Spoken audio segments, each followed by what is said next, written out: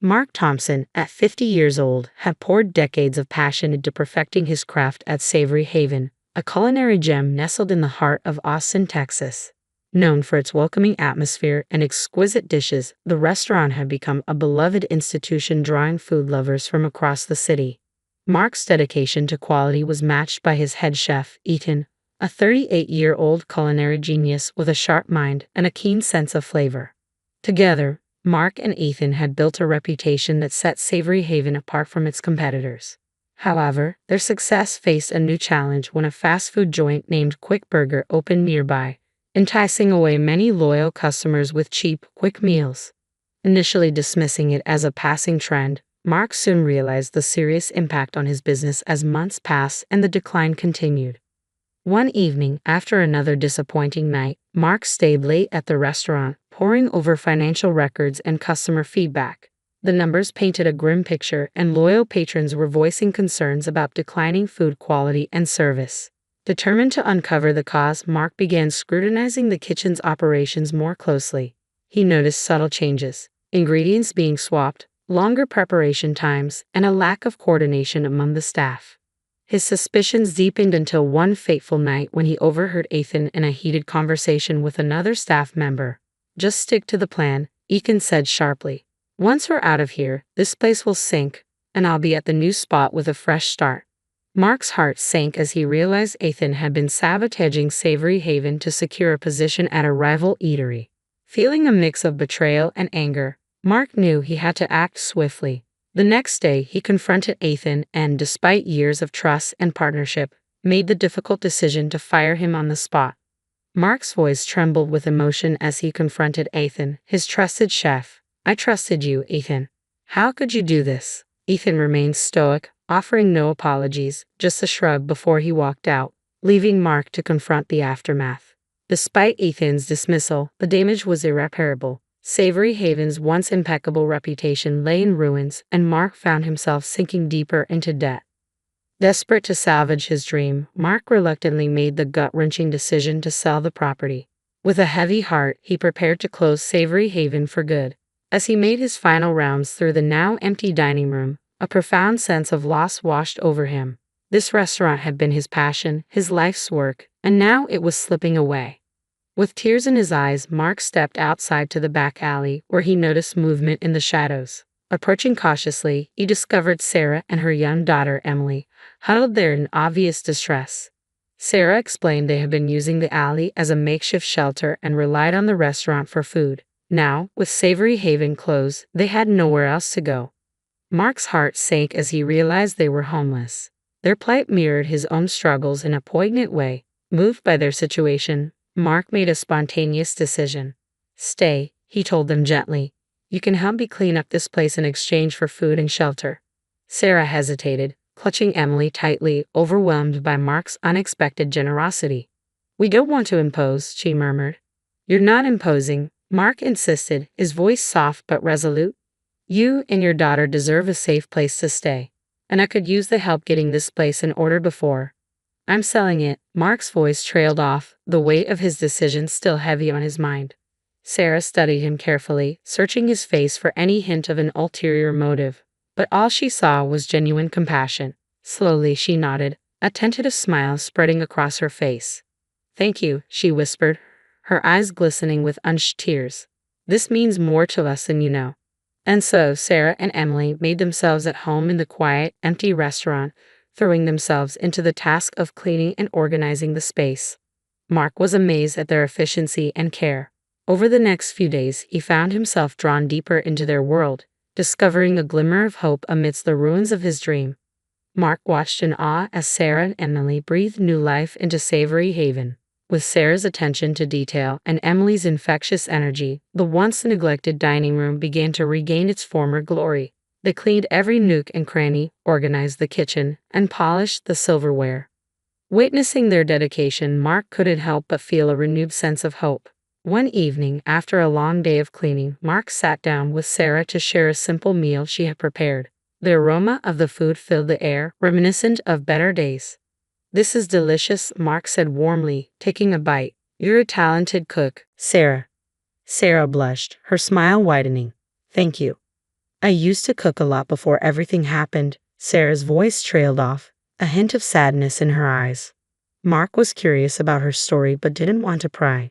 Instead, he shared a bit of his own. You know, this place was my dream. I spent years building it up, making it what it was. And then Ethan, he betrayed me, Mark confessed. Sarah looked at him with sympathy. I'm sorry, betrayal is a hard thing to overcome, she murmured. My husband John left us one day. He just walked out, leaving me and Emily with nothing. We lost our home, everything. I've been trying to find steady work ever since, but it's been tough. Mark felt a deep sense of empathy for Sarah. They both knew what it was like to have everything ripped away. I understand, he said quietly, but you're strong, and you're doing a great job here. I couldn't have asked for better help. As the days turned into weeks, Mark, Sarah, and Emily formed a close bond. They worked together tirelessly, transforming Savory Haven inch by inch.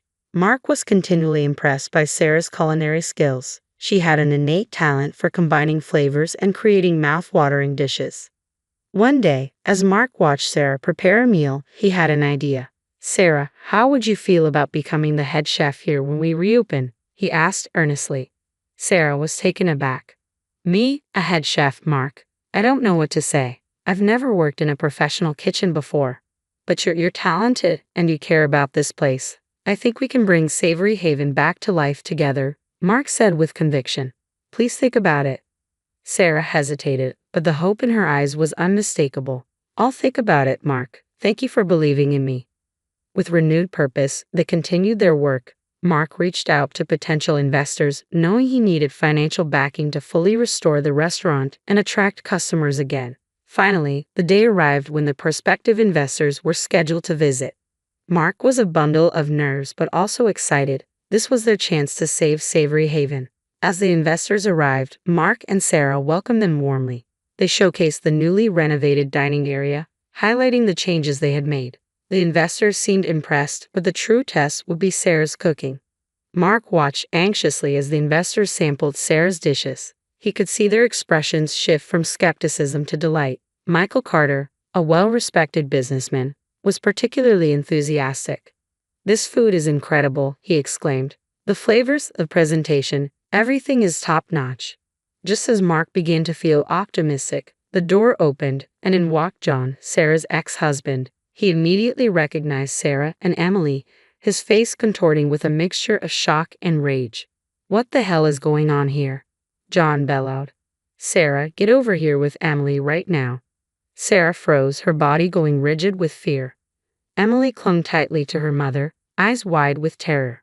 Mark quickly stepped in, positioning himself between John and Sarah.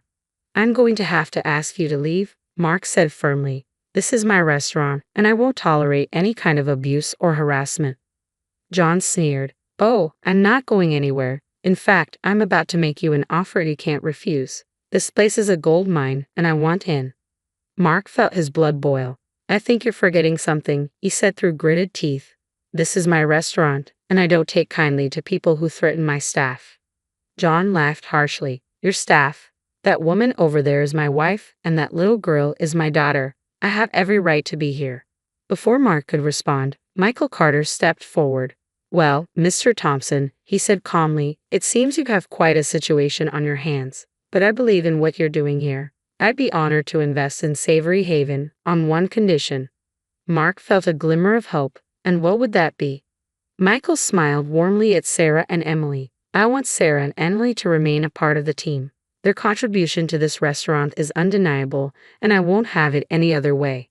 Mark nodded firmly. Done. Thank you, Mr. Carter. This means the world to us.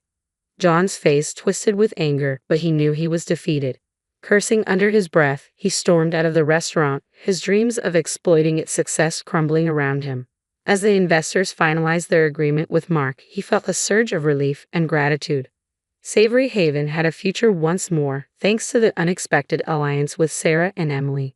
With the investment secured, Mark, Sarah, and Emily plunged into the task of fully restoring the restaurant. The transformation was stunning.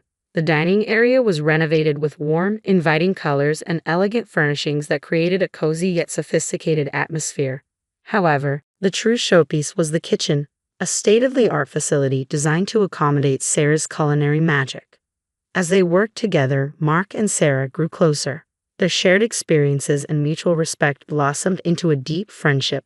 Emily, with her boundless energy and infectious laughter, brought a sense of joy and family to the restaurant. It was a time of hard work but also of healing and renewal for all of them. Mark was continually amazed by Sarah's culinary skills. Her creativity and passion for food were evident in every dish she prepared. One afternoon, as they were finalizing the new menu, Mark turned to Sarah. "You know, Sarah, I've tasted food from some of the best chefs in the world, but nothing compares to your cooking. I'm truly lucky to have you here," Mark said sincerely. Sarah blushed and smiled gratefully. "Thank you, Mark. That means a lot to me. I never imagined I'd have this opportunity again." Mark nodded, a serious look crossing his face. "And I never imagined finding someone who could save this place. We're a team now, and together, I know we can make Savory Haven better than ever." Finally, reopening day arrived, and the restaurant was packed with eager diners. Word had spread about the new and improved Savory Haven, and anticipation filled the air. Mark and Sarah were both nervous and excited, hoping their hard work would pay off. As the evening progressed, it became clear that their efforts had not been in vain. The diners were delighted with the food, praising the flavors and presentation. The atmosphere buzzed with excitement, and for the first time in a long while, Mark felt a sense of pride and accomplishment. Amid the bustling activity, Mark couldn't help stealing glances at Sarah. She moved through the kitchen with grace and confidence, directing her team of chefs with precision. The energy in the kitchen was palpable, and the aromas wafting into the dining room made even the most discerning foodie's mouths water. Towards the end of the night, after the last dish had been served and the last patron had left, Mark found Sarah sitting at a table in the now empty dining room. Her eyes shone with a mixture of exhaustion and pride. "Sarah," Mark said softly, sitting down across from her, "I don't know how to thank you for what you've done. This place is alive again, and it's all because of you." Sarah looked up at him, her eyes glistening with emotion. "I couldn't have done it without you, Mark. You gave me a chance when no one else would. You believed in me even when I didn't believe in myself," Sarah said earnestly. Mark reached across the table, gently taking her hands in his. "That's because you're extraordinary, Sarah. From the moment I met you at Emily in that alley, I knew there was something special about you. And now, seeing you in action, leading this kitchen with such passion and skill." He paused, taking a deep breath. "I don't want to lose you, Sarah. Not again." Sarah's breath caught in her throat as she realized the implication of his words. "Mark, what are you saying?" she asked, her voice barely above a whisper. In response, Mark dropped to one knee, never breaking eye contact with her. "Sarah, will you marry me?" For a moment, time seemed to stand still. Sarah stared at him, her eyes wide with disbelief, her heart pounding in her chest. She had never dared to dream that her life could take such an unexpected turn, that the man who had saved her and her daughter from despair would now be offering her his heart. Tears welled up in Sarah's eyes as she nodded, a radiant smile spreading across her face. "Yes," she breathed, her voice thick with emotion. "Yes, Mark. I will marry you," Sarah said, her voice filled with joy and relief. Mark let out a breath he didn't realize he'd been holding and rose to his feet in one fluid motion. He swept Sarah into his arms and twirled her around the empty dining room, their laughter echoing through the space like a joyful symphony that seemed to breathe new life into the very walls of Savory Haven. As they held each other close, Mark knew this moment marked more than just the reopening of his restaurant. It was the start of a new chapter filled with love, hope, and the promise of a future brighter than either of them could have imagined. 3 months later, Savory Haven was thriving. The restaurant's new look, combined with Sarah's exceptional culinary skills, had restored its former glory and more. Word of mouth spread quickly, and soon they had a waiting list of patrons eager to experience the magic of Savory Haven. Mark and Sarah settled into a comfortable routine, balancing the demands of the restaurant with their growing relationship. Emily, now a familiar and beloved presence at Savory Haven, brought joy and laughter to everyone who worked there. The once struggling restaurant had transformed into a bustling, lively place filled with the sounds of happy diners and the delicious aromas of Sarah's cooking. One evening, as the restaurant buzzed with activity, Michael Carter walked in with a group of prominent local business people. Mark greeted him warmly and showed them to a specially reserved table. The excitement in the air was palpable. This visit could lead to even more opportunities for Savory Haven. As Sarah prepared the evening's special menu, Mark couldn't help but feel a surge of pride. He watched her move with confidence and grace, orchestrating her team like a minstrel conducting a symphony. Every dish that left the kitchen was a testament to her skill and dedication.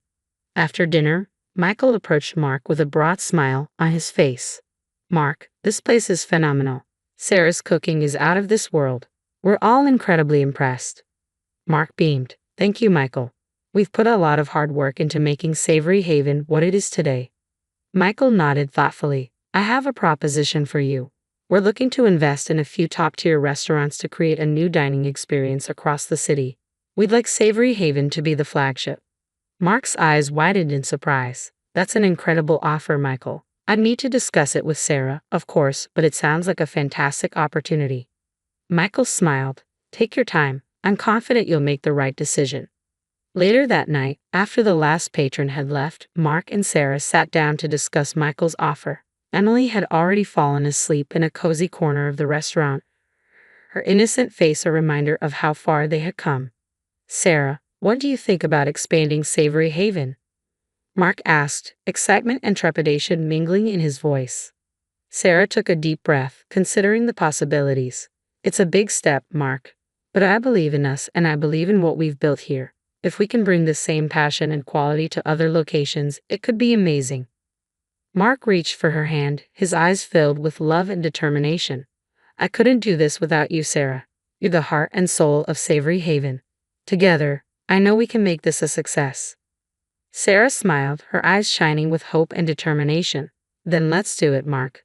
Let's take this chance and see where it leads." With their decision made, Mark and Sarah knew they were stepping into a new chapter of their lives. They have faced betrayal and hardship, but together they have found redemption and the promise of new beginnings.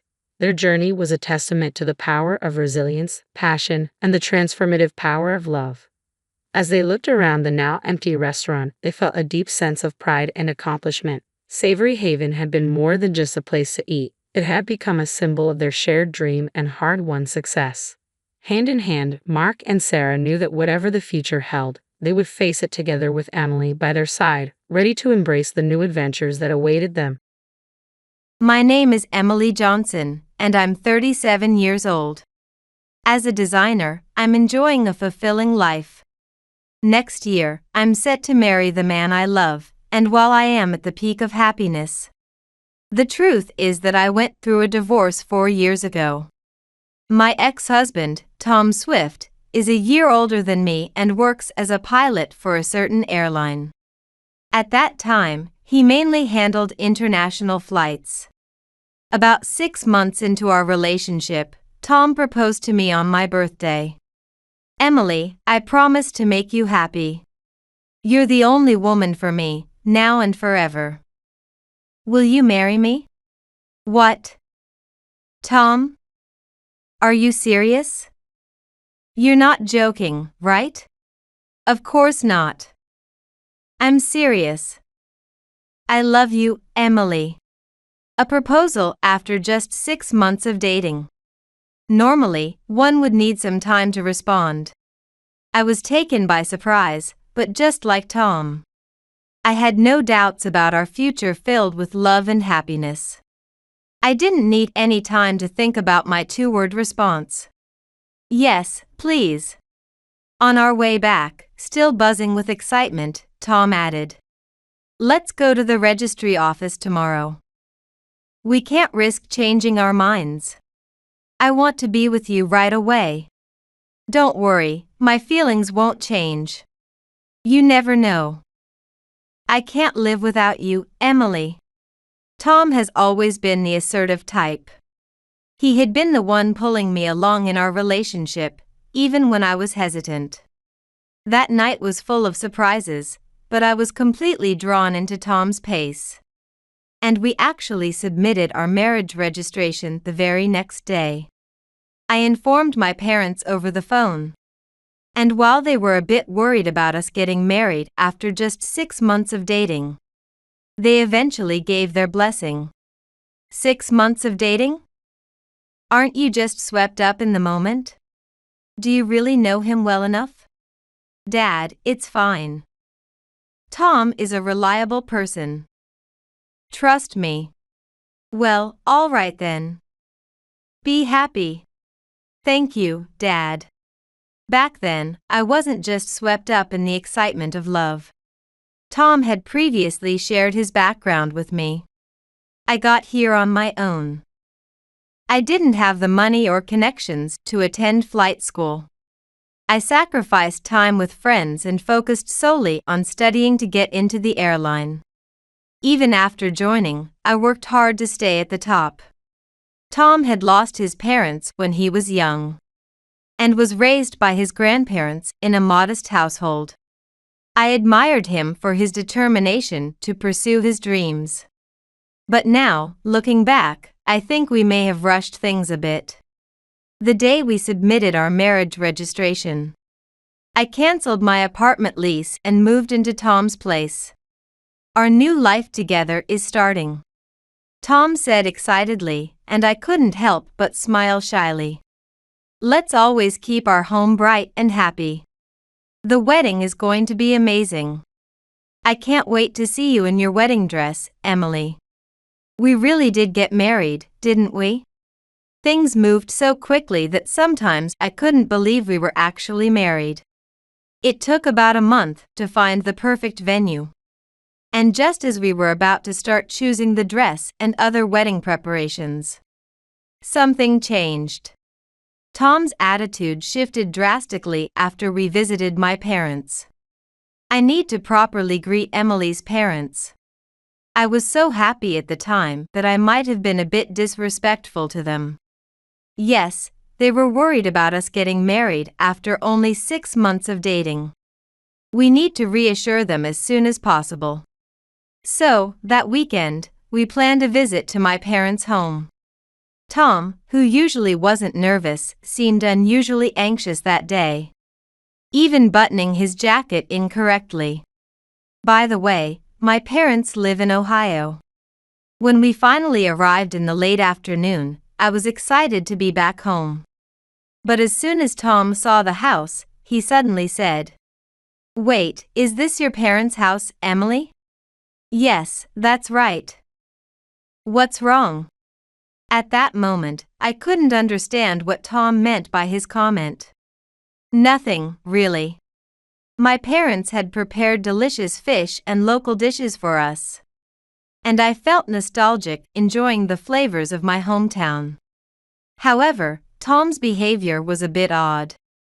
He seemed tense, hardly speaking while we were at my parents' house, and even made some condescending remarks like, "There's really nothing around here. It's quite plain, isn't it?" His mood didn't improve after we returned to the hotel. When I asked him what was wrong, he just replied, "Nothing." I was confused by this unfamiliar side of Tom, but I thought it would pass with time. Unfortunately, even after returning to New York, his mood didn't change. "I'm really busy with work, Emily." "You are too, right? And about the wedding, let's call it off." "What? Are you serious?" "Yeah, I mean, how are we supposed to plan it when I'm hardly ever home?" "Well, you don't have to worry about it. I can handle the planning." Even though I tried to reassure him, he said, "I don't want to spend all that money on something that lasts just 2 hours. To be honest, I've lost interest in having a wedding." So, we ended up canceling the ceremony. Tom, being a pilot for international flights, was often away from home. But after that, he almost never came back. When he did, he was distant, barely acknowledging anything I said. I felt invisible. Not long after, I found out I was pregnant. I was terrified about how to tell Tom and how he would react. But I thought maybe this could bring us closer again. I decided to tell him over the phone. Tom was silent for a while. "Hey, we're having a baby. Don't you have anything to say?" "Oh, not really." My heart was breaking. "Tom, you don't seem very happy about it." You're so annoying." I'm busy, I gotta go." He hung up, leaving me staring at the phone in shock. The nausea from morning sickness, combined with Tom's coldness and my fears about the future, pushed me into a deep emotional spiral. Although I told my parents and 2 close friends, I kept it a secret from my workplace. The stress was unbearable. I couldn't eat and buried myself in work to hide my loneliness. As a result, within 2 months, I suffered a miscarriage, losing the baby in a devastating wave of bleeding. I informed Tom by email, but he never replied. A year later, after enduring our estranged life, I began to consider divorce as a possibility. But it seemed I wasn't the only one. One day, Tom left without saying a word, leaving only a signed divorce paper on the table. I couldn't think of any reason for the way Tom had been treating me. If I had to pinpoint a moment, it would be when we visited my parents' house. "Wait, this is your parents' house, Emily?" His tone had been slightly condescending. Even after we entered the house, Tom looked around as if he had seen something repulsive, which had bothered me. Though I had been considering divorce myself, it was because our marriage had become unbearable. But that didn't mean I hadn't dreamed of a happy married life. When I saw the divorce papers, I collapsed in shock. Desperate for an explanation, I called Tom with tears streaming down my face. "Yeah? What's up?" It was the first time I'd heard Tom's voice in a while, and it was still as indifferent as ever. His cold, sharp tone cut through me. Gathering my courage, I asked for the reason. "Tom, why?" "Why?" "You know why. I've fallen out of love." "I'm not asking why you want a divorce. I want to know why you fell out of love. You're not the woman I thought you were, Emily. But your attitude changed suddenly after you saw my parents' house. We were having fun on the train ride there. But as soon as we arrived, everything changed." "Why?" "If you really want to know, I'll tell you." Tom snapped, getting angry as I mentioned how his attitude had shifted. "After visiting my parents' home, the woman who's with me needs to be perfect. I've worked my way up here solely on my own abilities. Do you understand? I'm perfect now. My wife has to match that perfection. If my wife's family lives in such a shabby house, it lowers my value. It's too embarrassing to even mention. I can't be associated with a poor and dirty background." "Got it? Ah, so that's why you wanted to cancel the wedding. You were embarrassed by my parents?" I was more shocked than angry and couldn't say anything more. "Whatever. I've got another woman moving into the apartment. So you need to be out by the end of the month." With that, Tom ended the call abruptly. As for me, as you might imagine, I broke down in tears. The pain of realizing that my love with Tom was truly over, coupled with the shock of being spoken to so cruelly, overwhelmed me. I couldn't process it and just cried until my pillow was soaked. At that moment, I thought I'd never recover. 2 months later, I pushed my feelings for Tom deep into the recesses of my mind and headed to Australia to attend my cousin's wedding. It was an international flight, so there was a chance I might run into Tom at the airport. I felt a strange mix of fear and curiosity about seeing him again, combined with a desire never to see him. But fate has a way of playing tricks on us. As I was heading toward the airport lounge where I was supposed to meet my family, I heard a familiar voice from behind me. I turned around and saw Tom. Our eyes met, and I quickly tried to escape into the lounge. But it was too late. Tom grabbed my arm. "What are you doing here?" "None of your business, Tom." I shook off his hand. That hurt. Do you even know where you are? You tried to run from me, but this lounge is for first-class passengers only. I know that. I'm meeting my family here. Are you stupid? I told you, only first-class passengers can enter here. Do you even know what first class means? Don't insult me. Of course, I know what first class is. Exactly, so you should know you can't get in here without paying a hefty fare. There's no way your poor parents could afford that. I couldn't hold back my anger any longer. It's none of your business. And stop with the poor nonsense.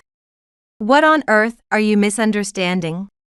And then, there was the flight attendant standing next to Tom. Laughing quietly the whole time, completely disrespectful. Especially since I'm still technically a customer. I shot her a glance. Tom noticed and said, "Oh, her? She's my new wife."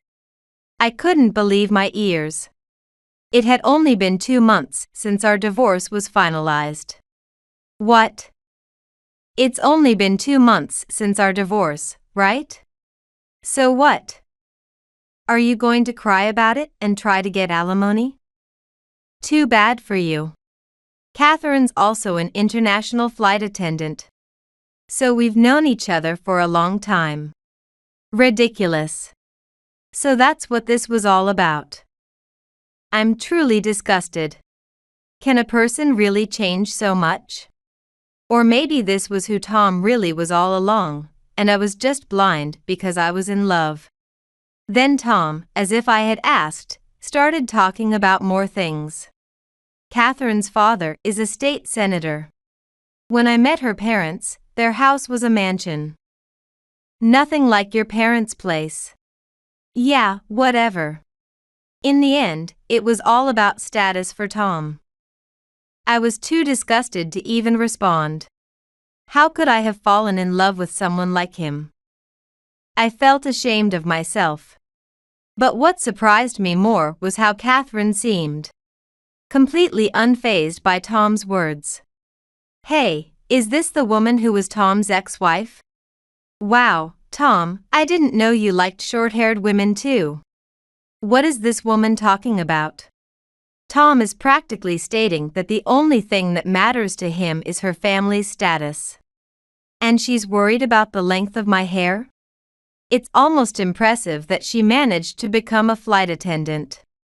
And her family's poor, right? She's a dirty woman with dandruff, isn't she? So gross.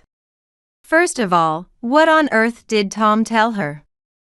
Dandruff? That's a wild exaggeration. What kind of woman has he made me out to be?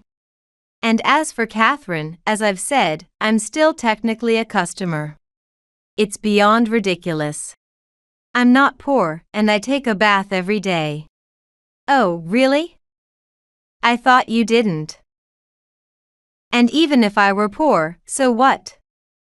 Is status more important to you than love? You didn't even know anything about my family when we first met. Yeah, that's the thing. I made a mistake. Emily, you're a designer, and you're stylish, so I never expected your family to be that poor. I couldn't tell if that was supposed to be a compliment or an insult. This is just unbelievable. In any case, the two of them were completely absorbed in their own conversation. And I started to feel foolish for engaging with them. Just then, Tom suddenly took off his hat and straightened himself. Catherine, the woman next to him, did the same. Confused, I turned around to see what was happening. And that's when I heard a voice behind me. Emily. It was my grandfather. He had come to join us in the lounge before we boarded the flight to attend my cousin's wedding. Oh, Grandpa. Grandpa? Is everything all right, Emily? Is there a problem? No, it's nothing. I just ran into some people I know. You go on ahead, Grandpa. All right, I'll go inside then. I encouraged my grandfather to enter the lounge ahead of me. Wait, that's your grandfather, Emily? No way. Yes, why? That suit he's wearing is from a high-end Italian brand. It must have cost around $3,000. Is that so? I don't really know much about men's fashion. Emily, is your grandfather wealthy? What does he do? Well, he's the chairman of a major corporation, but why does that matter? Oh, and by the way, my parents may live in an old house, but they're both doctors. My father is a professor of surgery at a national hospital. And my mother runs her own medical spa. The house you insulted as poor and dirty? It's their way of keeping themselves grounded and not letting their status control them. But looking at how you've behaved, it seems like it was a good thing I took you there. Emily, I'm sorry. I didn't know. I said some terrible things. Catherine, I want a divorce. Emily, please marry me again. I promise I'll make you happy. Wow, Tom, that's so mean. Was Tom always this fickle? This was the second time I'd heard those words. The first was when he ignored me for a year and left without a word. Now, the moment he realized my family had money, he flipped his attitude completely. It was so absurd that I suddenly felt all my feelings for Tom disappear. The man standing in front of me was not the Tom I once knew. I'm really sorry, Emily. I wasn't thinking straight back then. The one who wasn't thinking straight was me. Is this the real you, Tom? I only said those things because I thought you were poor. So, you change your attitude towards people based on their wealth? Do you enjoy looking down on others? And weren't you poor yourself once? In my anger, I blurted out something I shouldn't have. I'm sorry, Tom. I didn't mean it like that. Yeah, I was poor, okay? And so were you. Tom's tone suddenly softened, and he spoke in a cold yet sorrowful voice. As we were going through this farcical exchange, my parents arrived at the lounge. The moment they saw Tom, my father's face lit up in recognition, followed by a furious expression. You. So you're the one who hurt my precious daughter. He looked ready to throw a punch, but my mother held him back with all her strength. Emily's miscarriage was your fault. And you ignored her for a year just because you thought we were poor? Calling her a dirty and poor woman, how could you be so rotten? Don't you feel ashamed as a man? No, No, the one who was really rotten was me. Even though the face Tom showed me is like that of a completely different person now. The fact that I once loved someone like him is honestly embarrassing. Just then, my grandfather received a message from my parents saying they had arrived. And he stepped outside the lounge to greet them. What's all this commotion about? Grandpa. Why is there so much yelling? Did this pilot do something? Dad, did something? This man is Emily's ex-husband. At my father's words, I could see the terror in Tom's eyes. He was frozen solid, like ice. Ex-husband? Is this the guy? And he's one of our pilots? What? Our pilots? Yes, for our airline. I'm the chairman. Chairman? Tom was trembling from head to toe. Why didn't you tell me, Emily? Oh, I guess you didn't mention it, Emily. Well, I didn't want to trouble Grandpa, and honestly, it felt weird to bring it up like gossip. But why did you invite me to that rundown? Oh. I'm sorry. Your family's home. Oh, the house? Yeah, I guess it's understandable you'd think that just from looking at it. But Mom and Dad decided to keep it as is because they find it comfortable. And for some future reasons. They do have another house in the city, but we just invited you to our family home. Because it seemed like the right thing to do at the time. Why didn't you say anything? Would it have changed anything if I had? So, my status was all it took to change your feelings? Guess you never really saw me for who I am. I'm better off without someone like that, anyway. Gah. The truth is, my grandfather and I are very close. He knew all about my divorce, and he was the one who supported me through it. I didn't mention to him that Tom was a pilot at the same airline, because I didn't want to add to Tom's burdens. But now, the moment had come. My grandfather, thinking Catherine was just a flight attendant, said, "This is a family matter, so you should leave." Yes. Excuse me. Catherine hurried off, unable to hide her surprise. I was so disgusted that I had no intention of defending Tom anymore. I told my grandfather the truth, that Catherine was Tom's new wife. Wait, you just got divorced, didn't you? And now you've already married someone else? What do you think you're doing? Hurting my granddaughter and then rushing into another marriage? My grandfather was as furious as my father. Did you cheat on Emily while you were still married to her? Well, no, sir. There was this younger flight attendant, and when I got divorced, I was really upset and confided in her. Before I knew it, she became someone close to me, you know? That's how it happened. Lies. How can you stand there and lie so easily? It's unbelievable. I relayed everything Tom had just said to me to my parents and grandfather. They were both visibly furious, their lips pressed tightly together, struggling to contain their anger. But the sheer childishness of the situation left them at a loss for words.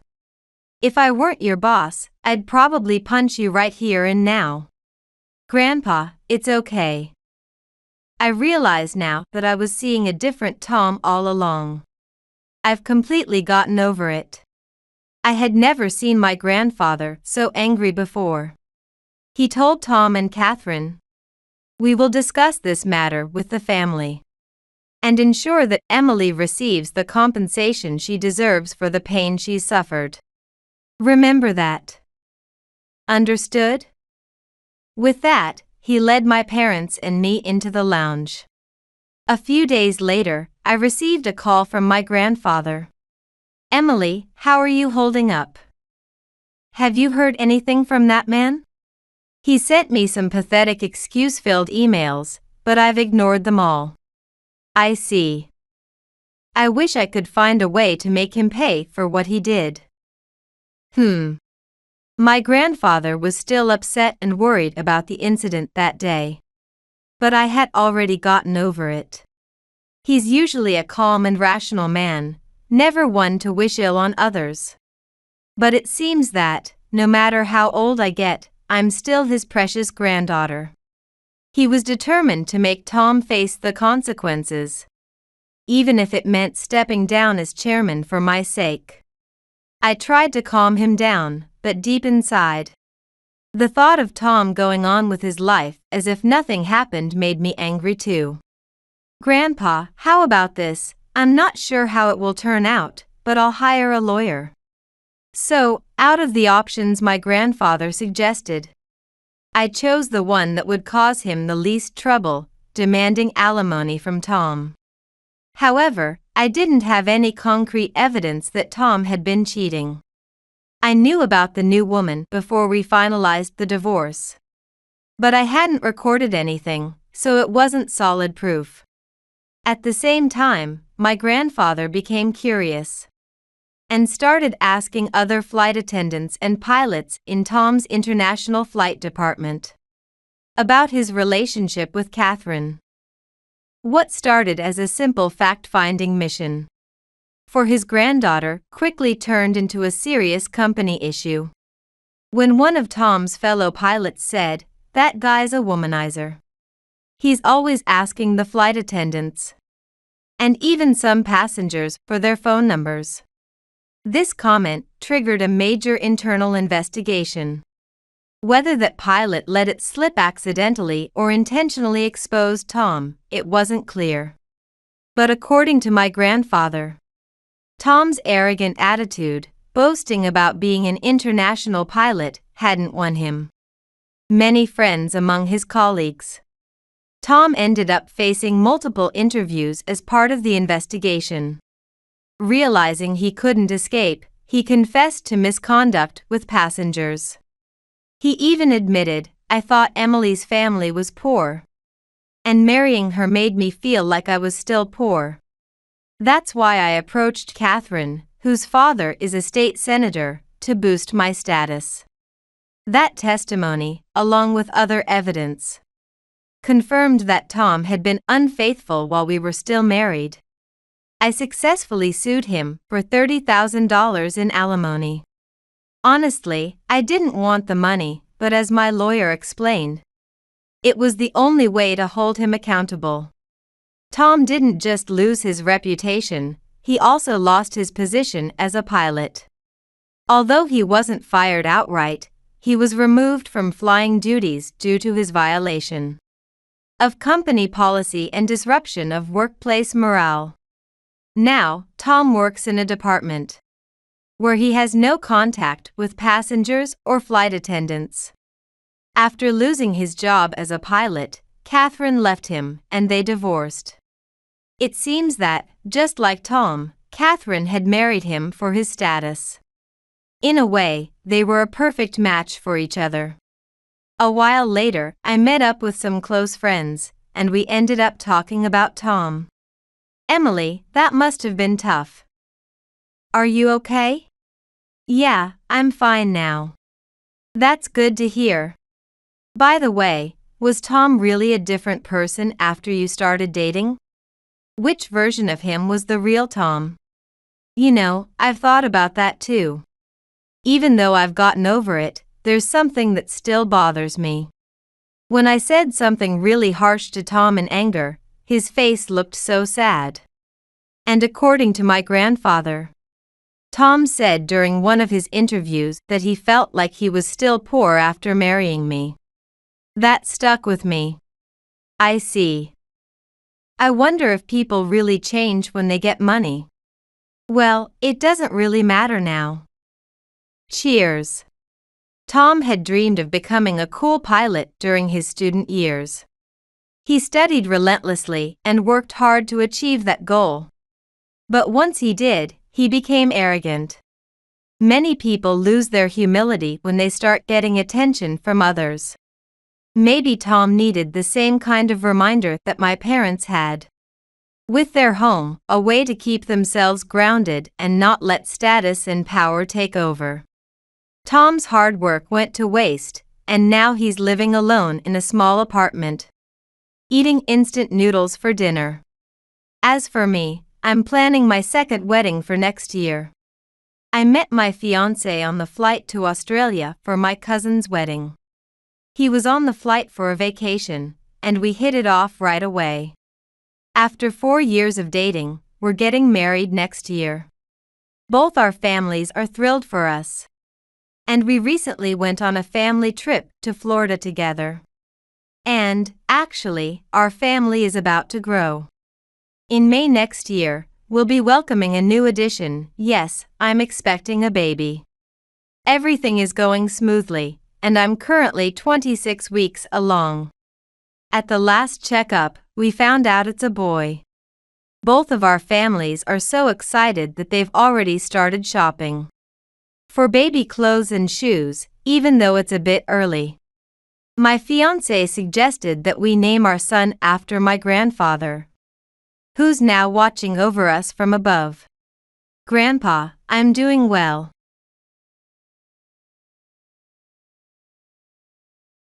That day, Jason and I were having a barbecue in the garden with our daughter and her husband. It's sunny and the scent of the meat cooking outside is filling the air. Ah, it looks like we're running out of beer. Susan, could you add some from the storage to the fridge? Jason, my husband, said this to me. Got it. Is 4 or 5 bottles okay? Hey, Brian, can you help Mom too? Chill all the beer we have. Hillary, our daughter, also asked her husband, Brian. Brian, with a smile, agreed. Of course, and followed me to the shed at the back of the garden. The shed was bought in bulk. As I tried to lift a cardboard box from the back of the dimly lit shed, Brian suddenly pressed down on my back and tried to make me sit on the ground, now only stacked with a few boxes of beer we had. I reflexively twisted my neck and peered into Brian's face.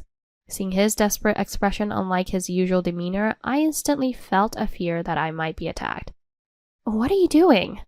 I tried to scream in surprise, but Brian, looking a bit panicked, whispered, Sorry, just bear with me for a moment. What? There's something I really need to check. Brian lost his usual gentle smile and looked at me with a serious gaze. Then together we witnessed an unbelievable scene. My name is Susan. The weather was pleasantly nice in early spring. My husband had passed away after a short illness and had gone to heaven. Since losing my husband, my daughter Hillary and I had been living a modest life together, just the two of us. This life of just mother and daughter continued for several years, and through a friend I met a man named Jason.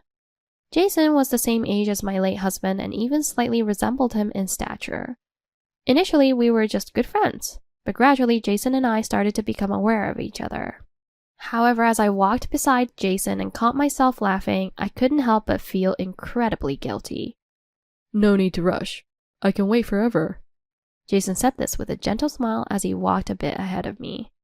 Although I was attracted to his kindness, I couldn't stop thinking about my late husband.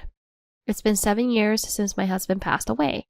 I caught up with his relatives at a family event and ended up taking care of his grave.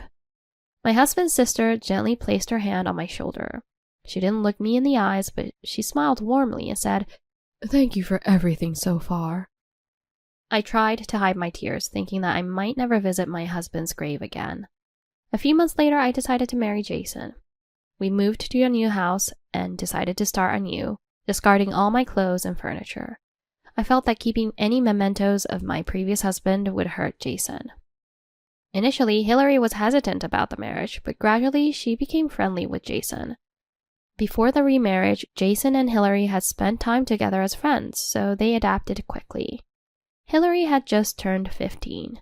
During this sensitive period, she started wearing slightly heavy makeup and going out more, soon turning to Jason when she wanted extra pocket money. Originally, life with just the two of us hadn't been affluent, and I couldn't always buy Hillary the things she wanted. Unlike me, who was strict about money, Jason was lenient.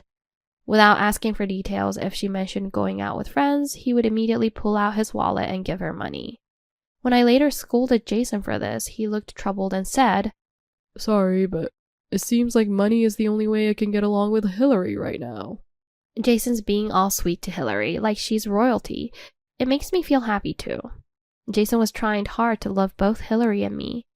I had kept my last memento of my previous husband, the wedding ring, tucked away in the back of my closet, and sometimes I would take it out and look at it. But something about that felt wrong, so I wrote a simple letter and sent it to my late husband's parents. I'm sorry, but I want to move forward. Am I allowed to be happy? I'm not sure, but I truly wish to be happy. Eventually, Hillary became very close to Jason, always sticking by his side. While this made me happy, it also left me a bit concerned. Hey, Dad, I really want this new bag, but I'm a little short on pocket money. What should I do? Which one? What kind of bag is it? Hillary showed the screen of her smartphone to Jason, who looked pleased as he peeked at it. Glancing at the screen, I recognized a famous brand's bag. As Hillary scrolled with her fingertips to show the price, Jason touched the back of his head, looking slightly troubled. It's quite expensive. But well, okay. It's what Hillary wants. Really? Yay! Thank you, Dad. Hillary hugged him and Jason smiled, his nose stretched in pleasure. Since marrying Jason, I felt that Hillary's sense of money has become distorted. Maybe it was a backlash from the frugal life we had led together until then, but she increasingly demanded things only from Jason, who would buy anything with a smile. Hillary, don't just waste money all the time. It's okay. I won't ask Mom anyway, right, Dad? Hillary and Jason exchanged looks and laughed joyously. I'm going to marry someone handsome and kind like Dad in the future.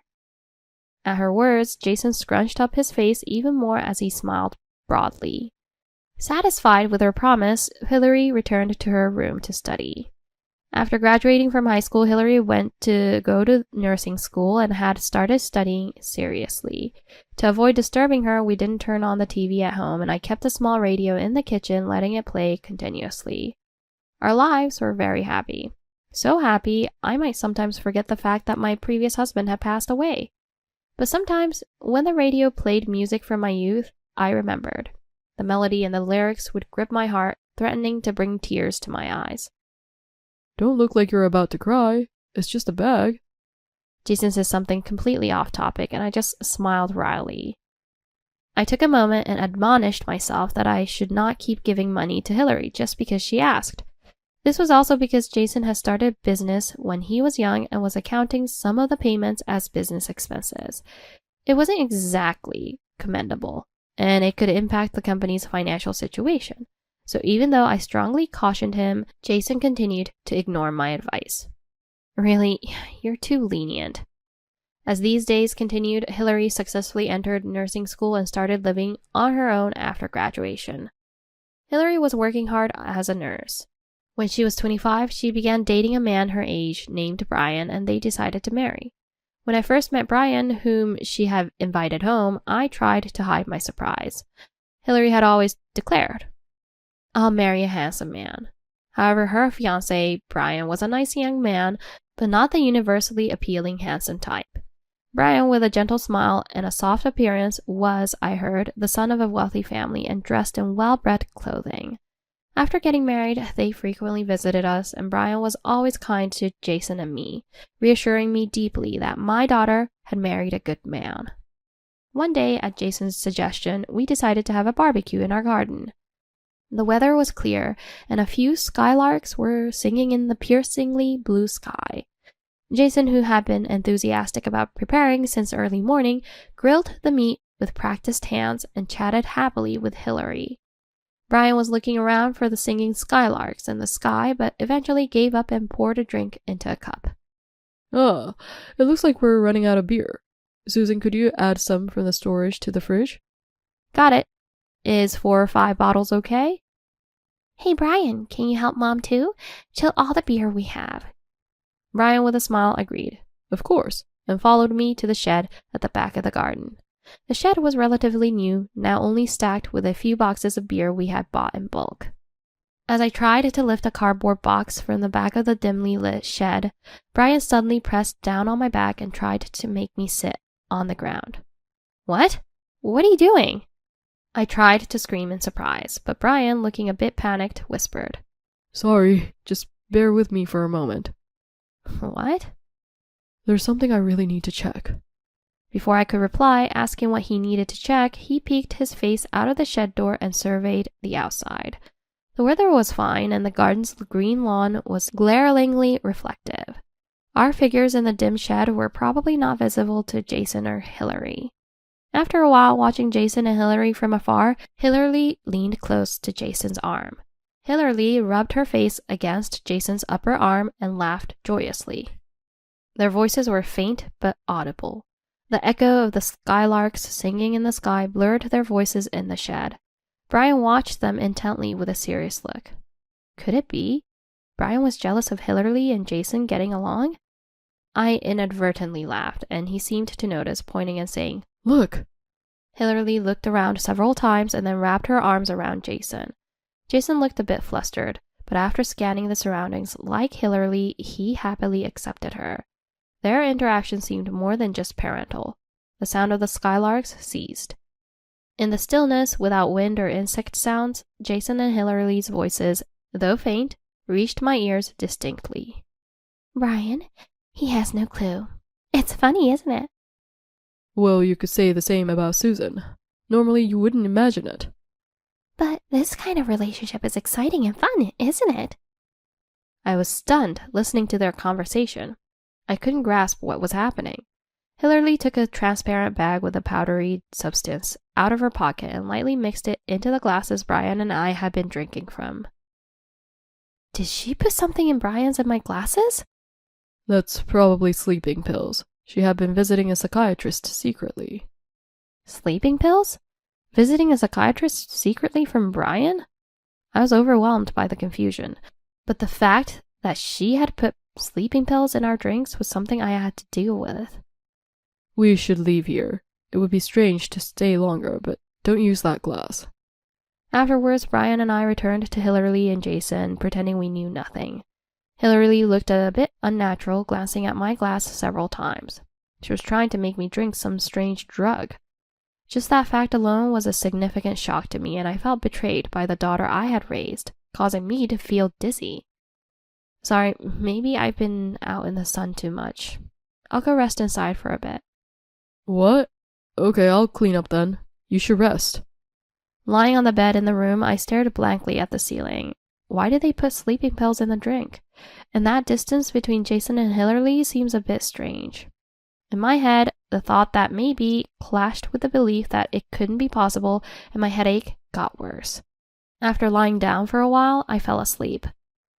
As evening approached and I got up to go outside, the cleanup was already finished. It seemed that Hillary and Brian were about to leave, and when Brian noticed me, he looked like he wanted to say something. Then his gaze wandered slowly, and he remained silent. Are you feeling better now? After Hillary and Brian left, Jason looked after me as usual. His words, his voice, everything sounded like a lie, and I forced a strained smile. You still seem a bit unwell. Should I make something for dinner? As he rolled up his sleeves and rummaged through the refrigerator, I remember there was half of the meat we bought yesterday left. This thought crossed my mind just as the image of someone putting sleeping pills in my glass resurfaced. I forcefully pushed Jason aside and said, "I'll cook." Then I quickly prepared a simple meal. I really don't feel like eating anything made by Jason right now. For several days, I hesitated to touch any of the food or drinking water stored in the house. It might have been tampered with some kind of drug. As I started thinking about it, suspicions of bugging or secret filming also came to mind, and living in my own home began to feel suffocating. One day I received a message from Brian on my smartphone. Apparently, Brian had discussed the suspicion about the sleeping pills with his parents. Brian's parents were concerned about me and offered to hide me temporarily. For me as well, living with Jason is driving me crazy. I'm very grateful for the offer. It's a relative's villa, and there are no plans to use it for a while, so you're welcome to stay as long as you like. Also, I would like to have a discussion with my parents involved, if that's okay. Brian's voice was somber over the phone. It would be. His wife might be cheating with another man, and that man might be... No, I don't want to think about anything now. Later, I lied to Jason. A friend invited me to a spa. I've had a headache since the barbecue, and under the guise of resting, a friend invited me. A spa, huh? That's nice. Take it easy. Maybe I'll invite Hillary over and have dinner at home. Jason said it naturally, without a hint of guilt, and I felt a chill of disgust. Later, I headed to the address Brian gave me and visited the relative's villa. Brian picked me up at the station after I changed trains. I'm sorry you had to come all this way, he said, truly apologetic. Even though he had gone out of his way to arrange a hiding place for me, I felt a surge of emotion at Brian's kindness. The area seemed to be lined with villas with beautiful, seemingly uninhabited houses scattered sparsely. The villa was surrounded by many trees. At the front door, Brian's parents were waiting to greet me. It was only the third time I had met Brian's parents, at the engagement and the wedding, and now. I had heard from Hillary that they were quite wealthy, so I felt a bit intimidated and thanked them for sheltering me. Thank you so much. I'm sorry to rush this, but let's proceed with our discussion inside. Once inside the villa, a discussion began immediately with Brian and his parents involved. Apparently, Brian had already talked about the fact that sleeping pills had been added. He also explained how Hillary's spending had become extravagantly more than Brian's salary since they got married. It was a bit painful to hear since she's my daughter. The source of the money Hillary is using is unclear, so we want to resolve that as well. My parents will propose a donation to Jason's business. Maybe we should let her believe it for a while? The phrase, let her believe it for a while, caught my attention. Let her believe? What will that reveal? What lies ahead of what I am about to do now? What kind of conclusion is there? Realizing my hesitation, Brian stared into my eyes and smiled when our eyes met. Maybe we're just worrying over nothing. Why not be a little mischievous to ensure you can live peacefully again? I couldn't help but laugh at Brian's words. Worrying over nothing. Surely, or rather, definitely not. We are only trying to clarify what is almost certainly the answer. After a few days of calming down in the villa Brian lent me, I felt embarrassed to stay there forever and decided to return home. A few weeks later, Brian's parents officially informed Jason's company that they would provide funds in the form of a donation. Being wealthy, their proposal was readily trusted, and Jason and Hillary rejoiced without even checking the specific date for the funding. I quietly observed the happy couple. Having returned home, spending time inside became a bit painful, and I recently started making walks a daily routine. There's a wheat field right in front of the house with green wheat of the same height spreading all over. As I walked along a lightly trafficked road paved with asphalt, I looked up at the larks flying far away. Life after the funding proposal felt like an indulgence. Jason, believing he has secured the funds, bought a luxury car under the pretext of a company car. As for Hillary, she repeatedly splurged on aesthetics and nails. Even if the savings ran out, the funds would eventually come. Jason's naive calculations seemed transparent. One day, both families held a dinner meeting to discuss the funding. Our couple, Hillary and her husband, and Brian's parents met at our house. Jason thanked deeply and repeatedly to Brian's parents, almost ingratiatingly. I really can't thank Brian enough. Hillary always says she's happy to have married such a wonderful person. Jason was ingratiating himself with Brian's parents, but they set documents on the table without a hint of a smile, thinking it was about the donation. Jason said happily, "Thank you." But as he read the contents, his face turned pale. When we looked into your company as part of the funding, we uncovered some shocking facts. Jason, sweating profusely, read through the contents of the documents. The documents mainly contained two things: evidence that Jason and Hillary had an affair and a tax investigation regarding expenses that had been accounted for as company costs. The evidence that his own daughter was involved with her husband made me want to cover my face. The expenses for the jewelry and aesthetic treatments Hillary had asked Jason to buy had all been falsely declared as company expenses, and additional taxes were being levied. Under these circumstances, we cannot proceed with funding such a company. What? At this point? Jason, visibly shaken, spilled the coffee in front of him. Hillary quickly stood up with trembling hands to wipe the coffee. Hillary, I'm divorcing you and will demand a proper settlement. What? What do you mean by settlement? You were unfaithful. It's only natural. And Susan? Saying that, Brian looked at me. Jason, still staring at the documents, turned his fearful eyes to me. I will also divorce Jason and seek a settlement. What are you talking about? How can this be? Jason stammered, trembling as he dropped the documents to the floor. Hillary, also frightened, moved closer to Jason and pointed at Brian with trembling lips. It's not true. The one who was unfaithful is Brian. It was Brian and my mother.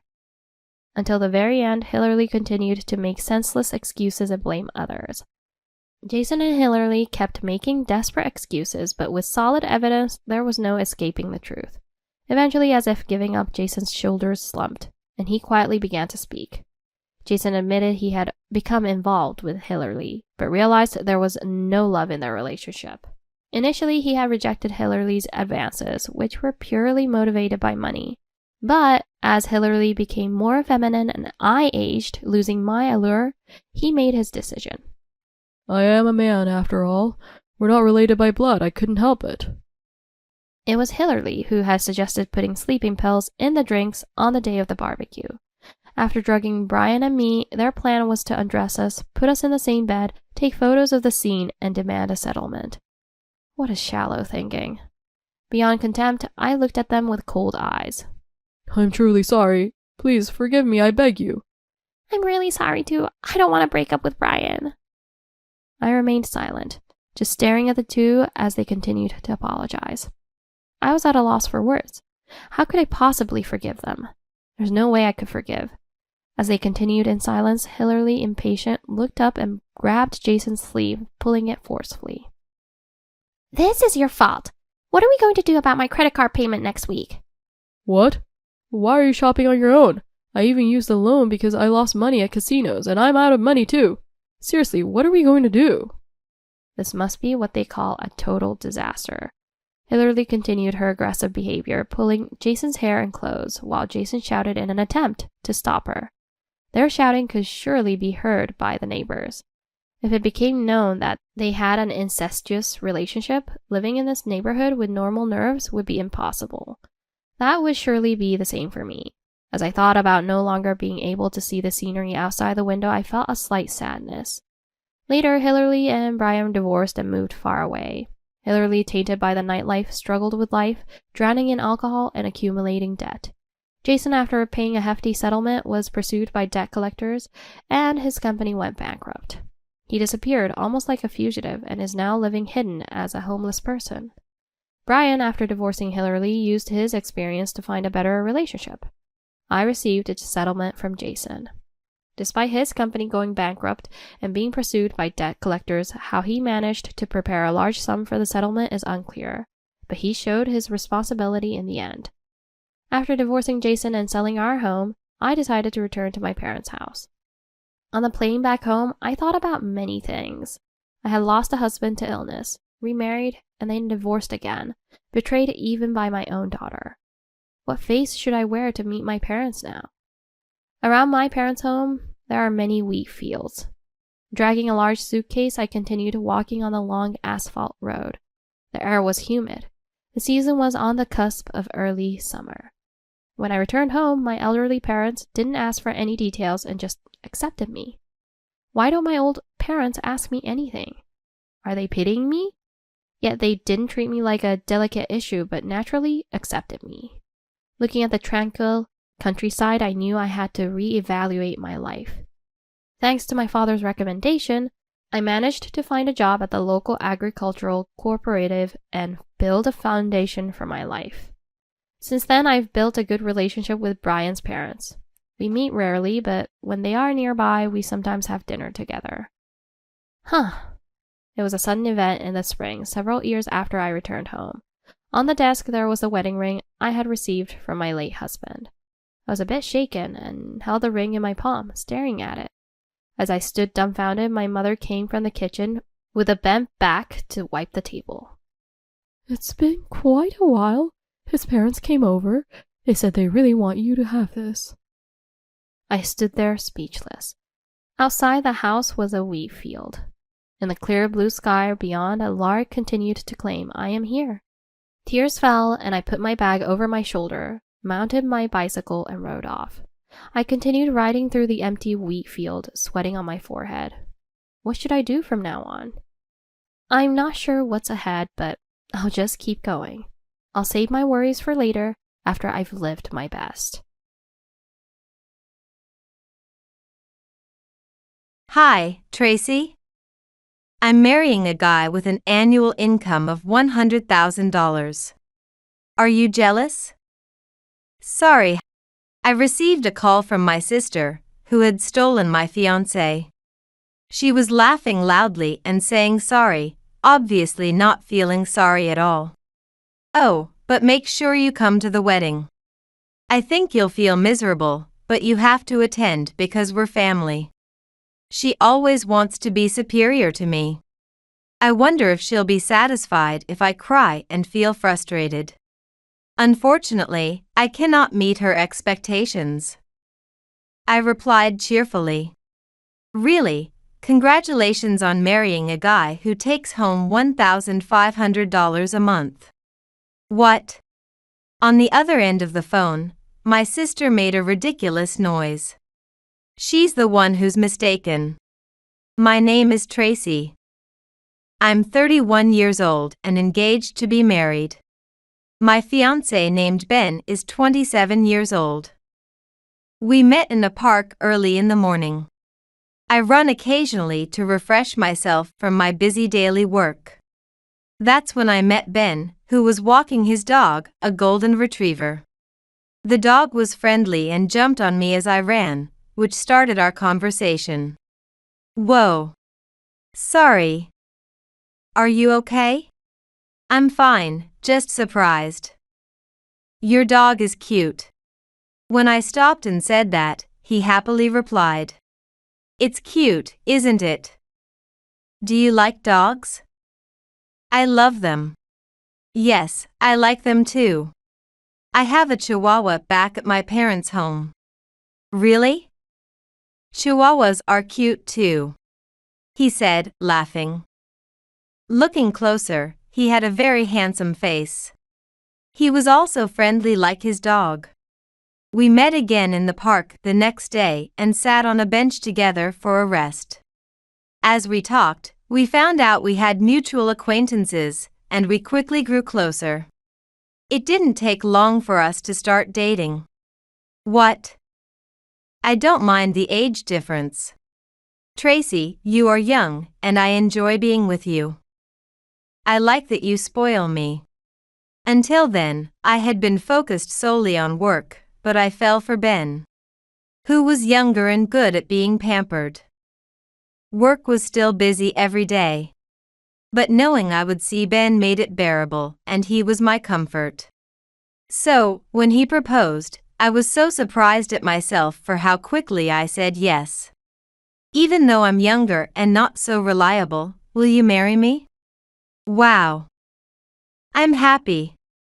Yes, of course I will. After deciding to marry, a few days later, I took the opportunity when I was alone with my mother to bring it up. Mom, I want to bring someone I want to marry to meet you. Is that okay? What, Tracy, really? Congratulations. What kind of person is he? As I spoke shyly, my mother was very pleased. She was excitedly looking at the calendar and said she would check with my dad. Relieved, I was about to go back to my room when suddenly, my sister Nicole appeared. Oh, you're back? What? Are you getting married? Did you hear that?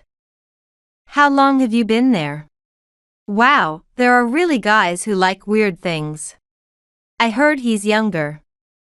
Aren't you being deceived? What do you mean? I mean, unlike me, you've never really had a boyfriend, have you? You're all work and zero feminine charm.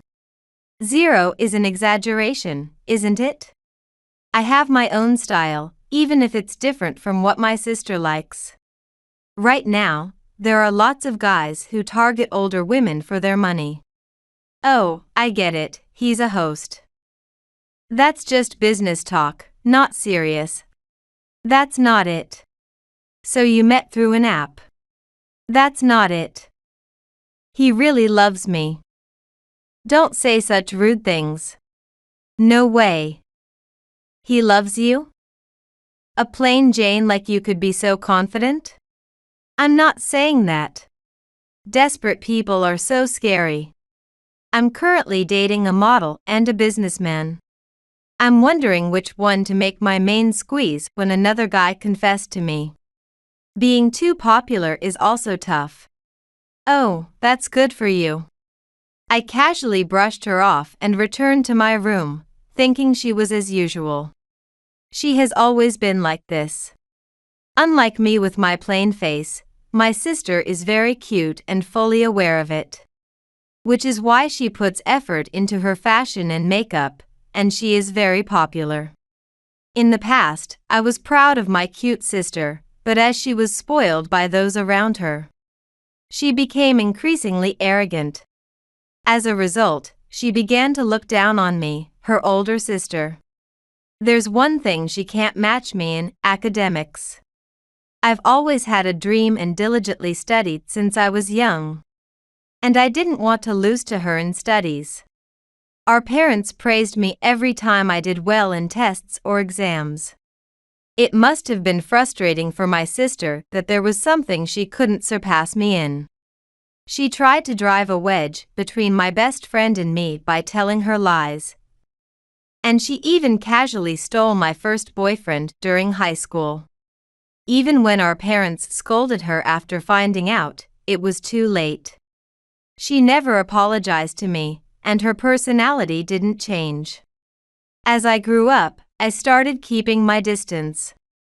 It's been a while since we had a proper conversation, but she hasn't changed at all. But once I'm married, I'll be leaving this house, and it's just a bit more patience for me. Then came the day of the introduction. Ben came to my house. After greeting my parents, we relaxed, drinking coffee.